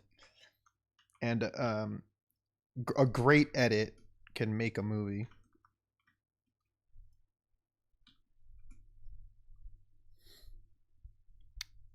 It's the kind of thing that can be hard. Oh, and lighting. Totally, I agree with that. Lighting and color correction. That's a big deal to me too. Like, if the color of the scene looks bad in any way or like unfitting, I fucking hate it. If the lighting is dull, I fucking hate it. It's why I can't watch most TV shows, because they're all lit like fucking so generically. And it's just like, I'm not interested. But I totally agree. Lighting is really, yeah, that's really important to me too. It's interesting you bring that up because I kind of forgot about that. But yeah, no, that's super important to me. Lighting and color, saturation, color correction. I hate a lot of standard modern kind of films because they always like do the same like desaturated color correction that every other filmmaker does at one time. They're all just like, we're just all gonna do this because it's popular now. Or how like if you watch movies from the 2000s, they're all like either green or orange. And it's like really ugly. The 2000s piss filter where everything's just like soaked in watery piss and it's just like weirdly orange yellow. Hate shit like that.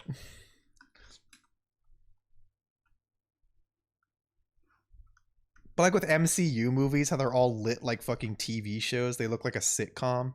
It's so boring. Just doesn't do anything for me. Like when I'm watching a movie, I want to watch something that's visually going to engross me just as much as every other aspect. It matters a lot to me.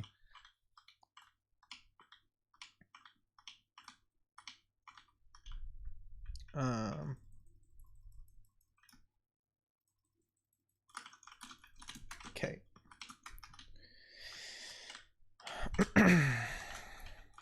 But it's what I loved about watching Kubrick's films is that I think they're all like visually spectacular, pretty much, especially once he started doing film in color. It really just visually spectacular movies. 2001, I rave about 2001 all the time, but I'm such a huge nerd for that movie. Visually is like just the best looking fucking live action film I've ever seen.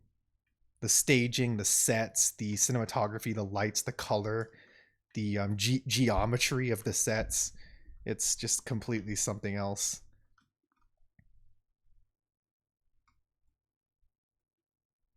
You love new metal horror? Oh.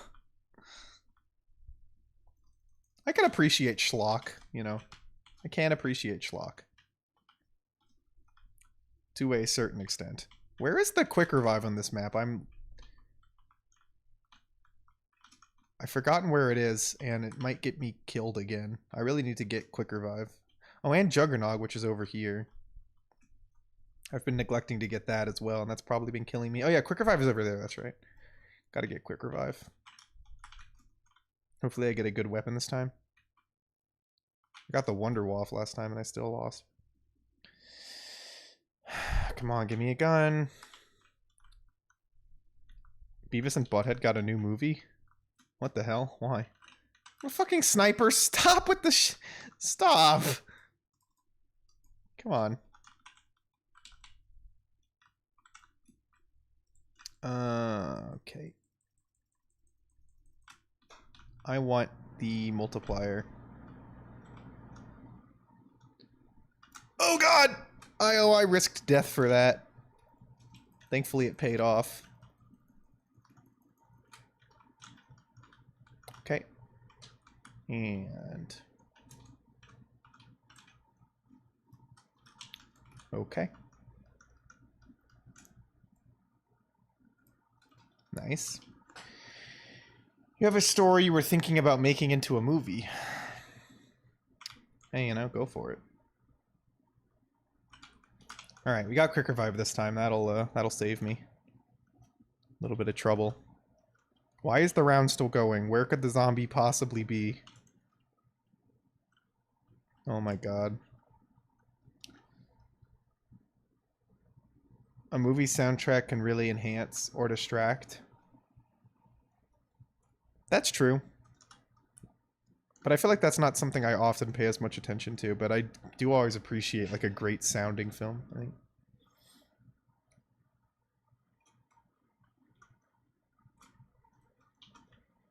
Like, it's just kind of unquestionable that the soundtrack can really add a ton when it's done well. But I think it would have to be done really poorly for me to notice it negatively.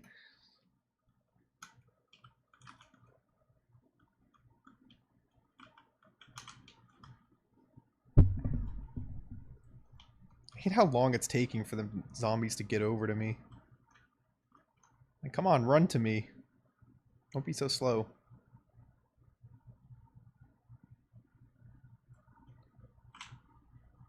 There we go. This guy's running. Alright. You really hate the soundtrack to Lost Highway, oh yeah?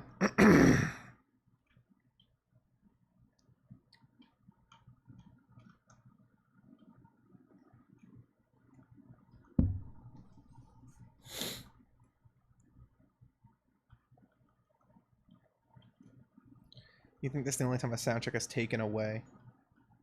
Very rare that a soundtrack can fuck up a film. It's definitely noticeable. Oh shit.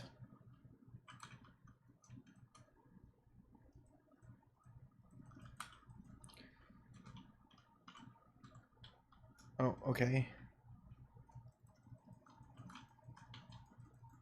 I need to get out of here. This is a dangerous spot to be in. Okay, so I've linked one portal. So I need to link two more, I think. Is how that works. We have Speed Cola. Okay, I want to get Juggernog when I have enough money for that.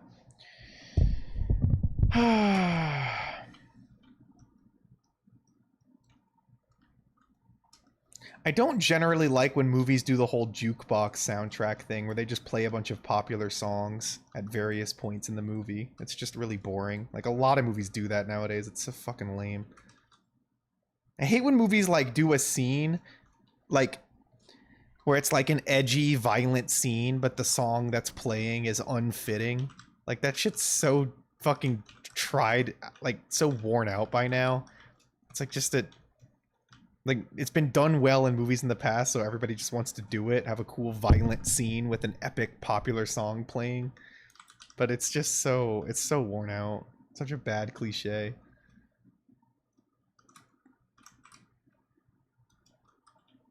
'80s song over fight scene. Yeah, I know, right? Oh my god. Yeah.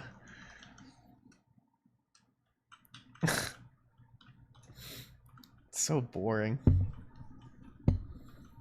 Can I get good guns for... I mean, come on, dude. Am I gonna fight hellhounds? Yeah, I'm fighting hellhounds. Oh my god. Oh fucking hell.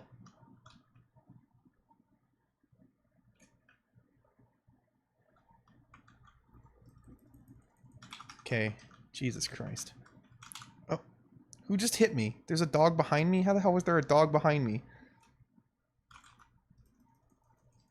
Okay, nice. Okay. I would like to get some good guns. That would be cool. Okay, cool. Okay, I need to be careful. I just took some damage.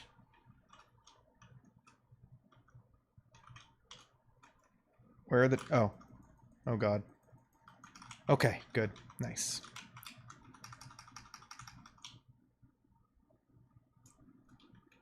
That's better than the one gun, I guess. What would you say is the worst movie I've ever seen? The worst movie I've ever seen, I mean Norm of the North, but it's also like my favorite movie I've ever seen. I love that movie so much. But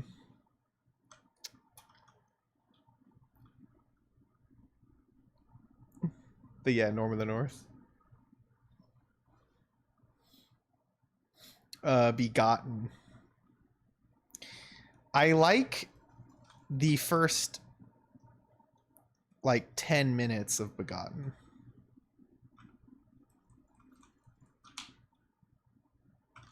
But I think it's oh yeah, that shit was crazy. Ah, what the what was I supposed to do there, dude? Stupid ass game. All I have are shitty guns. They didn't give me anything I could actually use. Alright. I need quick revive. I better not die trying to get this. Oh! I almost did. I almost did, but I thankfully didn't. Okay. Need to be careful not to get cornered.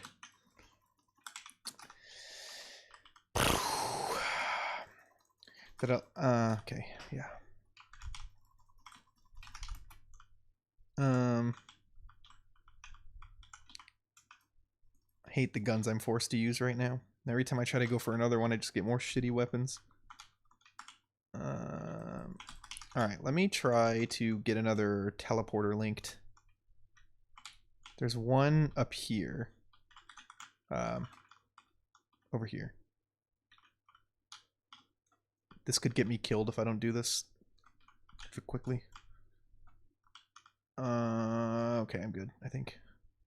Yeah, I'm gonna survive. Okay. And then I think I know where the last teleporter is. Okay. Nice. 2 down. I think believe there's only one more, but I don't have any good guns to pack a punch, so I really need to get like a good gun. Oh Jesus. I also need to get Juggernog. Juggernog basically gives me more hits if anyone's watching who doesn't know. You never know.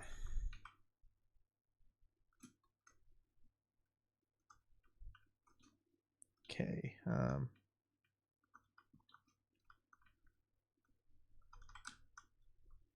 Oh shit. All right.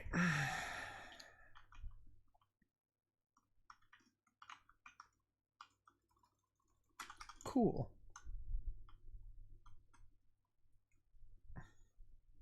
I do still wish I was hearing sound. I think that would be neat. Oh god. No, no, no, no, no, no, no, no, no, no, no. No, no, no, no, no, no. Okay. Okay. All right. Okay. All right. Okay. Oh dear. Oh my. Okay. All right. Okay. All right. Okay. All right. Yep. Uh-huh. All right. Let's try to get a bit of a train going here if possible.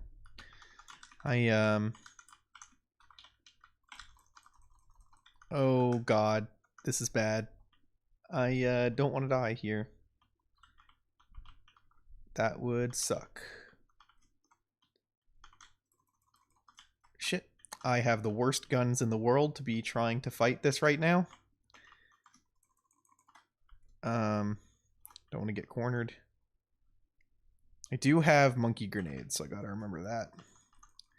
The monkey grenade, if you use it, it attracts all the zombies to it for a short time, so they kind of get off your ass, and then a bunch of them die. It's pretty good. I often forget to use them when it would be massively beneficial for me to use them.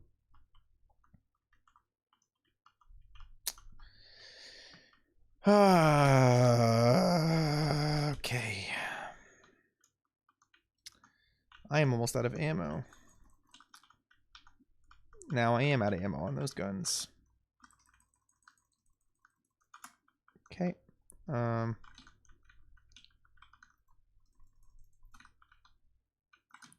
Next thing I should probably buy is Juggernog, I think.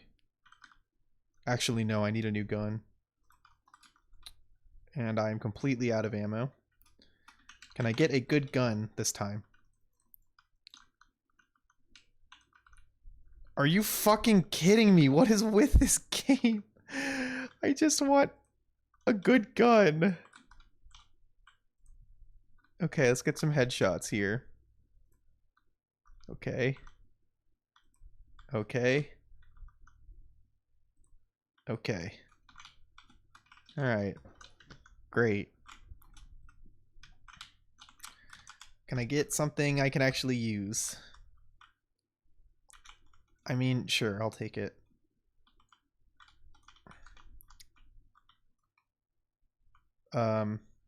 Okay, good. Now we're in business. See, these I can actually do something with. I don't think I have the door open to the final teleporter.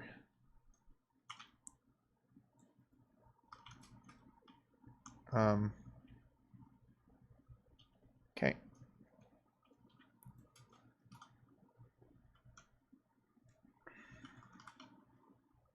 Okay. All right. You really just got to get all the zombies on your tail and just keep them behind you in like one big line.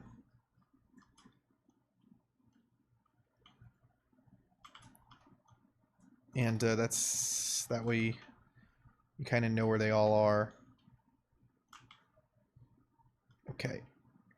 I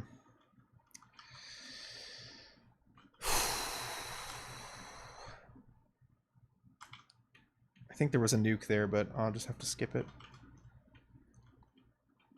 Ah! Fuck. Oh, God. Oh, Jesus! Okay! Okay! Alright, yep, okay. Yep. That was scary. Wow, I'm running down all my fucking ammo. Just like that.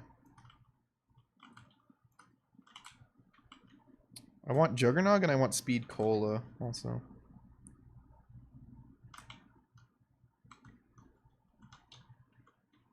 Out of ammo on that.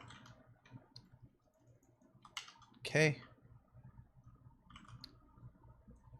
Am I going to get attacked? No, I should be good. If I can stay here, I can get Juggernog as soon as the round ends, because Juggernog's like right down that hallway. Yep.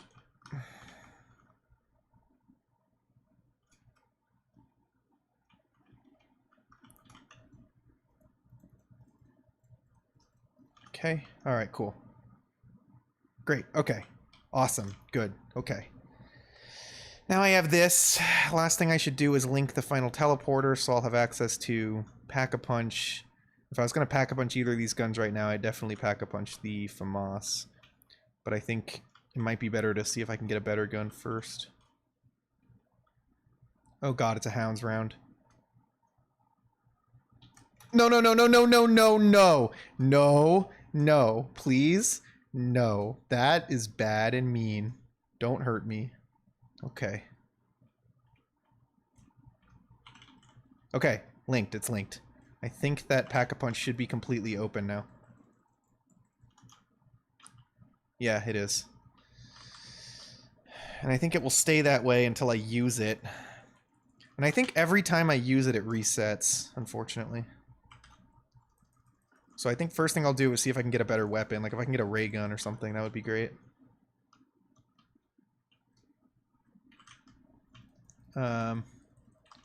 Alright. You don't know what happened to your VODs? You say they disappear after like 21 days, I think, if you don't download. You can download them while you have them. You know what? I'm just gonna pack a punch this and see if I can switch out my. I don't actually have enough money. Great. But yeah, the VODs disappear after like 21 days, I think. It is. All right. So Juggernog affords me some extra hits. Oh, great. Okay, well. That's awesome. Oh, Jesus. Alright, we're doing much better on this run than the last ones. So that's the good news. Alright.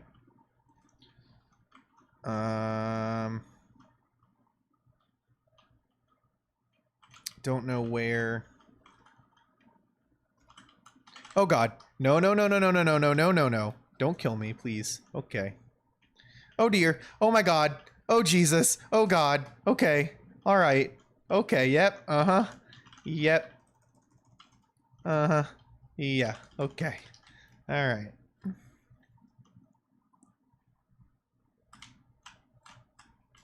Oh my god. Okay. Shit's so stressful sometimes. Alright. Okay, I have enough for Pack-a-Punch. I want to see, again, if I can get a better gun. Although I might... I don't know. I should just Pack-a-Punch my FAMAS, because... Yeah, I should just Pack-a-Punch the FAMAS. If I get a better gun, I'll Pack-a-Punch it later, I guess, right? That was a bad time to Pack-a-Punch. I did the stupid thing, and now I'm dead. And now I'm probably not going to be able to pick up that gun. Come on, come on, come on, come on. Come on. Come on. Don't let me lose it. Don't let me lose it. No! I fucking lost it! Oh my god! No! No! Fuck you! God damn it! I did this. I'm gonna cry. God damn it. Oh my god. Fucking hell. Now I just don't have the gun anymore. Fuck. Damn it.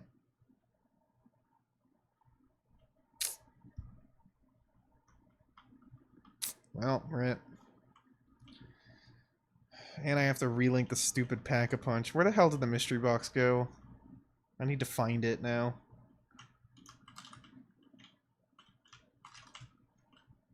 Oh, wait, it's the Pack-a-Punch is permanently open now, okay. Okay, so where's the mystery box? I need...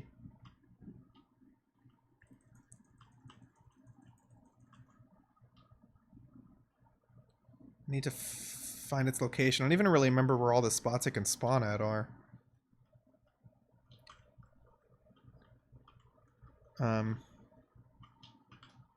In here, I think? I don't know. Oh, it's right here. Okay. That's fine. I probably shouldn't have done that either, because now I'm not going to be able to get it.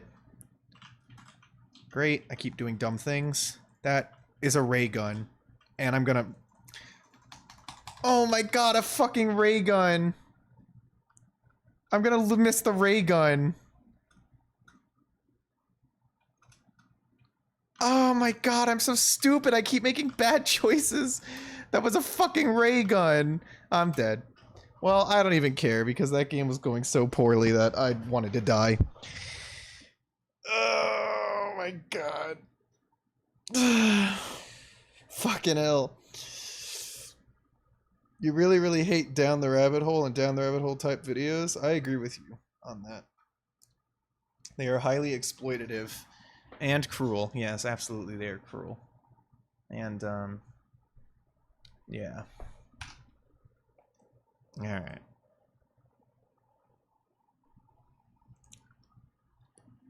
Wow, I'm so demoralized after that round. That went so poorly.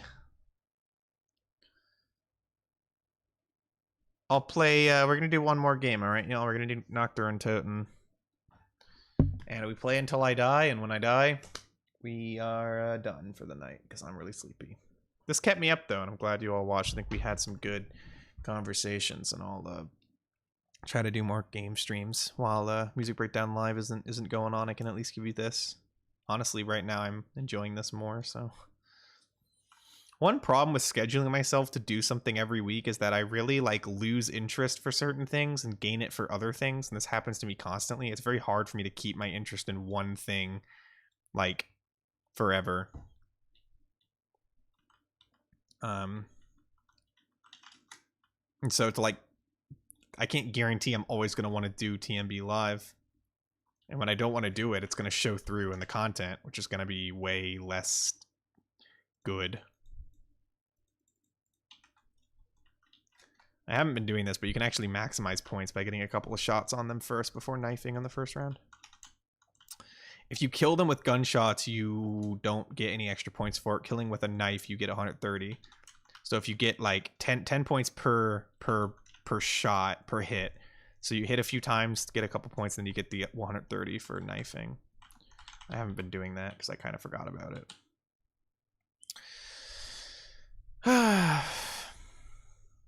But yeah, no, Down the Rabbit Hole is absolutely fucked up, and considering that pretty much all those kinds of videos stem from Christine Chan. With so many of those situations where it's like, because obviously in the case of Christine Chan, like, she ended up doing something abominably horrendous, but then it like kind of makes everybody who bullied her for decades feel justified, like, see?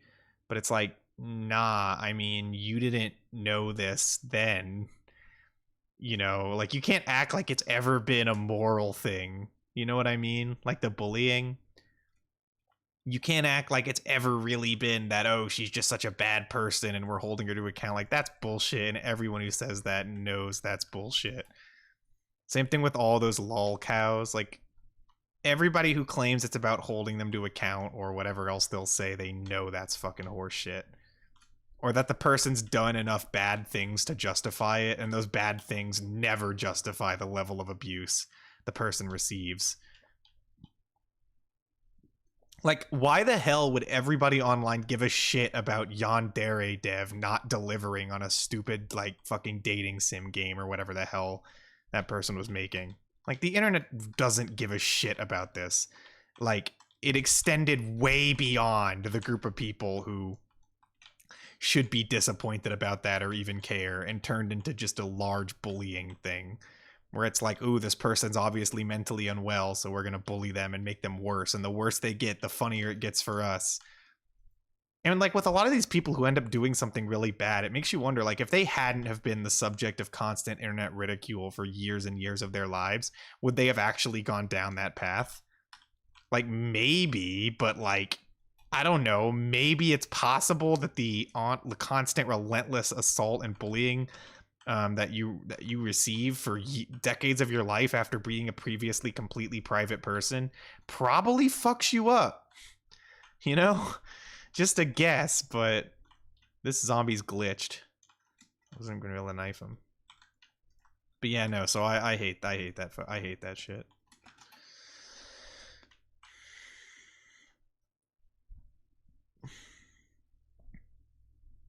And also, like, to not beat around the bush, a lot of the victims of this are autistic. They pick on autistic people way more than anything else. If you look at all the lol cows out there, a incredibly disproportionate percentage of them are autistic, and it's like there's no, like, there's a reason for that, you know? Like, it's just cruelty. It's bullying, it's cruelty. Yeah. Anyway. I don't know why you brought that up, but but yeah, that's how I feel about it. Oh my fucking god.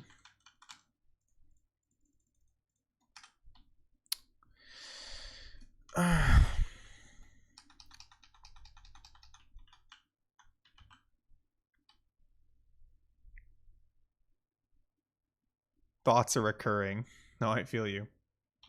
It feels like with that type of thing, it's like people just want to revel in somebody's misery, but it's like, remember that the people you're laughing at, these people are pretty much private people. Like, yeah, a lot of them like make content online, but their content is not content that's meant to be seen by that many people. How am I holding up in regards to what? My tiredness? I'm feeling it. I'm really feeling it. I'll say that. In terms of my overall mental health, I've been doing okay, I think. A lot of it is also framed as like, oh, well, they're just an interesting subject. I'm a documentarian. Oh, yeah, that's bullshit because the subjects are always people who were victims of harassment campaigns and online bullying to an extent almost no one can comprehend. You can't just go in and be like, oh, yes, I'm just a neutral observer of this interesting phenomenon. Like, no, the fuck you're not. And by the way, you could be. But the only way to be a documentarian about it would be to rightfully point out how fucking cruel the bullying, like, point it out as what it is. It's not just like little trolling. It's not just internet fascination. It is harassment campaigns, widespread cyberbullying.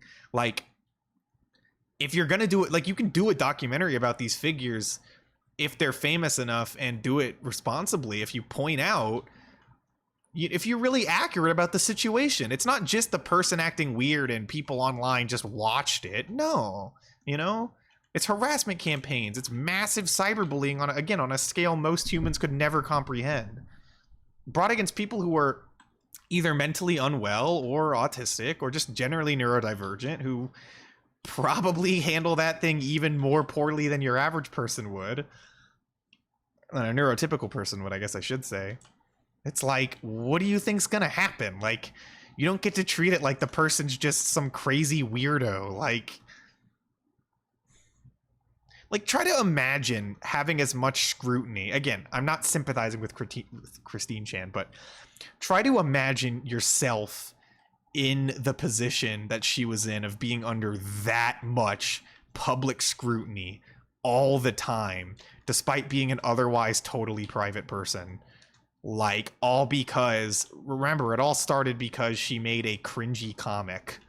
Like, you know what I mean? Like, you can't fathom that. So it's not cute to just be like, oh, yes, let's just watch this totally unbiased documentary about the person. And it's just another aspect of the bullying. That's what those videos are. They perpetuate it. They give the trolls and the bullies a video to gawk at further, and people who weren't previously trolls or part of the harassment campaign, it inspires them to become a part of it. And I don't think that the down the rabbit hole person or any of the people who make these kinds of videos, I don't think they're not aware of that. I think they very much know that's the audience they're catering to and the kinds of videos they're making.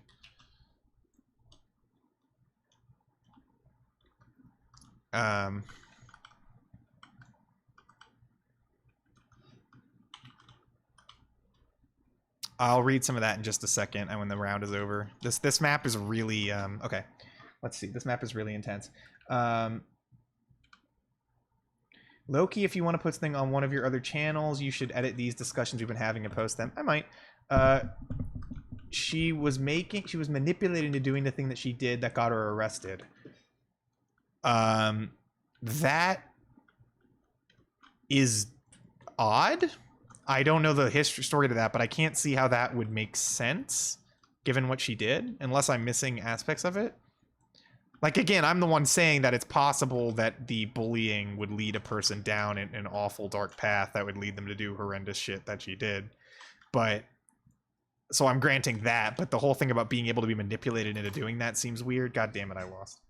All right, I'll play one more game. One more game of fucking this map. It's short anyway. It goes by faster than other ones.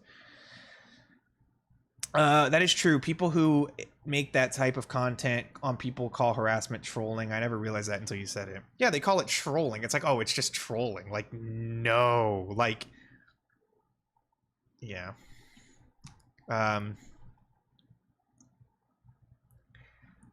It's just that with a lot of the subjects they pick, I don't really care if the people are bad people because, again, they're otherwise private people. These aren't public figures doing public harm. They're private figures whose personal lives weren't anybody's business. They just like uploaded some cringy stuff online. Their personal lives became people's business because everybody started harassing them. And that's when you find out, oh, they're actually a bad person. They're actually this or that. Plenty of people out there are bad fucking people. Okay, but that doesn't really justify any of it. To keep it safe for work, there was this alt-right troll that called the both of them for months, and it essentially pushed her into it by a lot of blackmail and promises. Oh. Yeah, like, it is a situation where I'm not gonna remove her agency in doing what she did, right? I mean, look, I'm not... I think after that, I don't want to express sympathy for her as a person in the same way I would have before she did that. But yeah, no, I mean, that sounds right. That's the shit they would do. And it's like, are we going to say that that alt-right troll isn't completely fucking complicit in that, if that's the truth? Like, she got arrested multiple times for various things. Yeah, but none of them as bad as the recent thing. But again, like, the discourse around that, it was just like people were just treating it like, well, you know, it just like it justified everything that's ever led up to it. Like, no. And even when she was doing other bad things, which she had done, like, people weren't doing the harassment campaigns because of those things. And they all know that they weren't. I'm only talking about Christine Chan because she's the most, like, by far the most prominent example of what Pova was just talking about with the whole down the rabbit hole stuff. And I'm, you know, everybody online who knows anything about any of this is more informed on her than any other person because she's such a, but it sucks that we are because, again, we really shouldn't be. I don't want to say she's innocent, but she was an easy target. Yeah, well, I mean, yeah. But that's what's fucked up about it.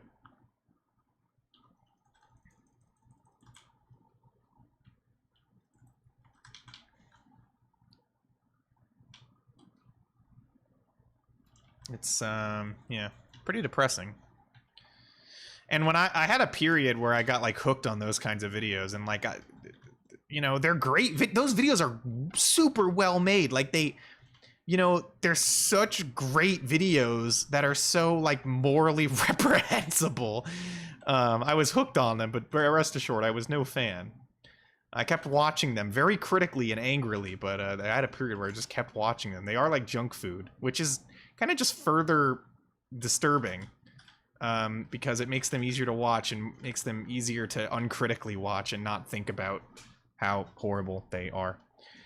Wings of Redemption did, like, literally nothing. Yeah, that's true. I saw a video on him and it was just like, again, he seems like, you know, not a great dude. Like, he was threatening people and stuff when they made him mad and whatever. Like, okay, you're right. Like, not a great dude, but, like, would, under normal circumstances, would what he have done justify anywhere near the amount of harassment and documentaries and all this shit that he received? Like, obviously not, you know? It's just where we want to be cruel to somebody and watch their reaction, and we don't care if it's right or wrong because this person we deem to be bad enough to justify it.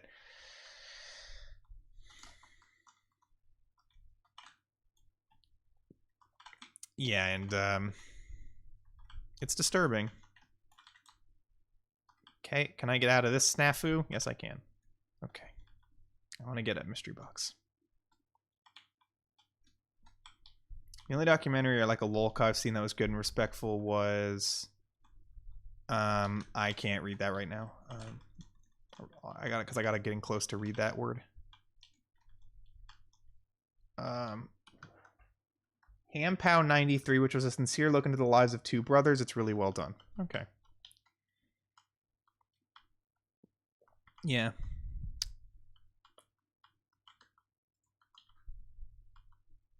I think a big thing about the whole, like, I just want to do a documentary about an interesting person thing is you have to think about whether that person would ever rightfully want a documentary about them. And that question isn't as important if the person is like a public figure, but a lot of these people were made public figures. They were not. They just were not public figures. It's like if you do a documentary about somebody and they agree to be in it and they're like, yeah, let's do it. It's like, okay, you know, whatever. But like, I picked up the knife off of that dude's hand. But obviously that's never the case with these.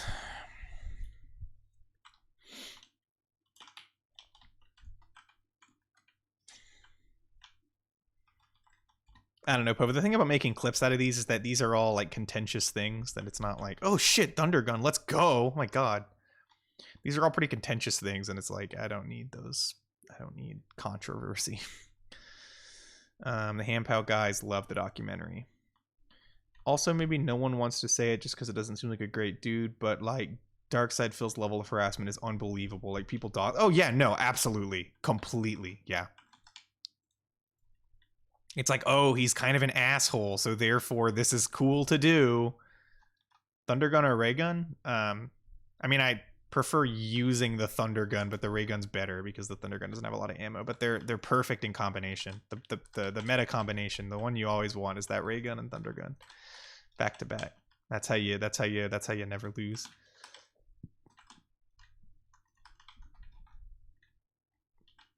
Yeah, but no, the DSP stuff, I agree. I mean, all that stuff. That's the thing, is like talking about this and defending these people, it's like some of these people are fucking bad people. Like I don't like a lot of those people. And some of them even did pretty heinous things, but you know, that shouldn't be the point. We should really critically look at the situation from all angles, not just, oh, if they're a bad person, then it's fine. Like, no. And also there are varying degrees of bad person, right? And the thing is that the important thing about holding people to account is that it needs to have utility. Like it needs to accomplish something. There needs to be a point. It's not just about punishing someone for being bad. There's no utility or value in just punishing someone for being bad.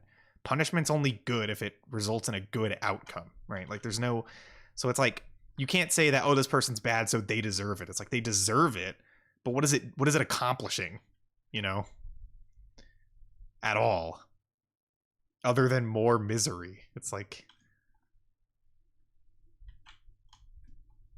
I think people love punishment, you know, people love it in theory, like, and almost no one is immune to that.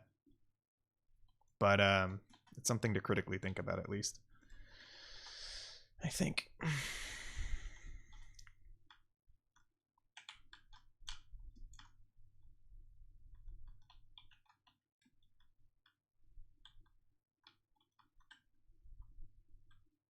I forget what the cabinet even does. Oh, it gives me this? Okay. Maybe I shouldn't have opened that.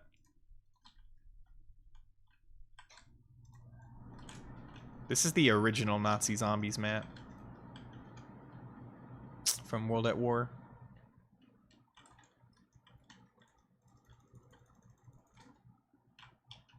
Oh, I should have reloaded, but sorry. Bam! Love that thing.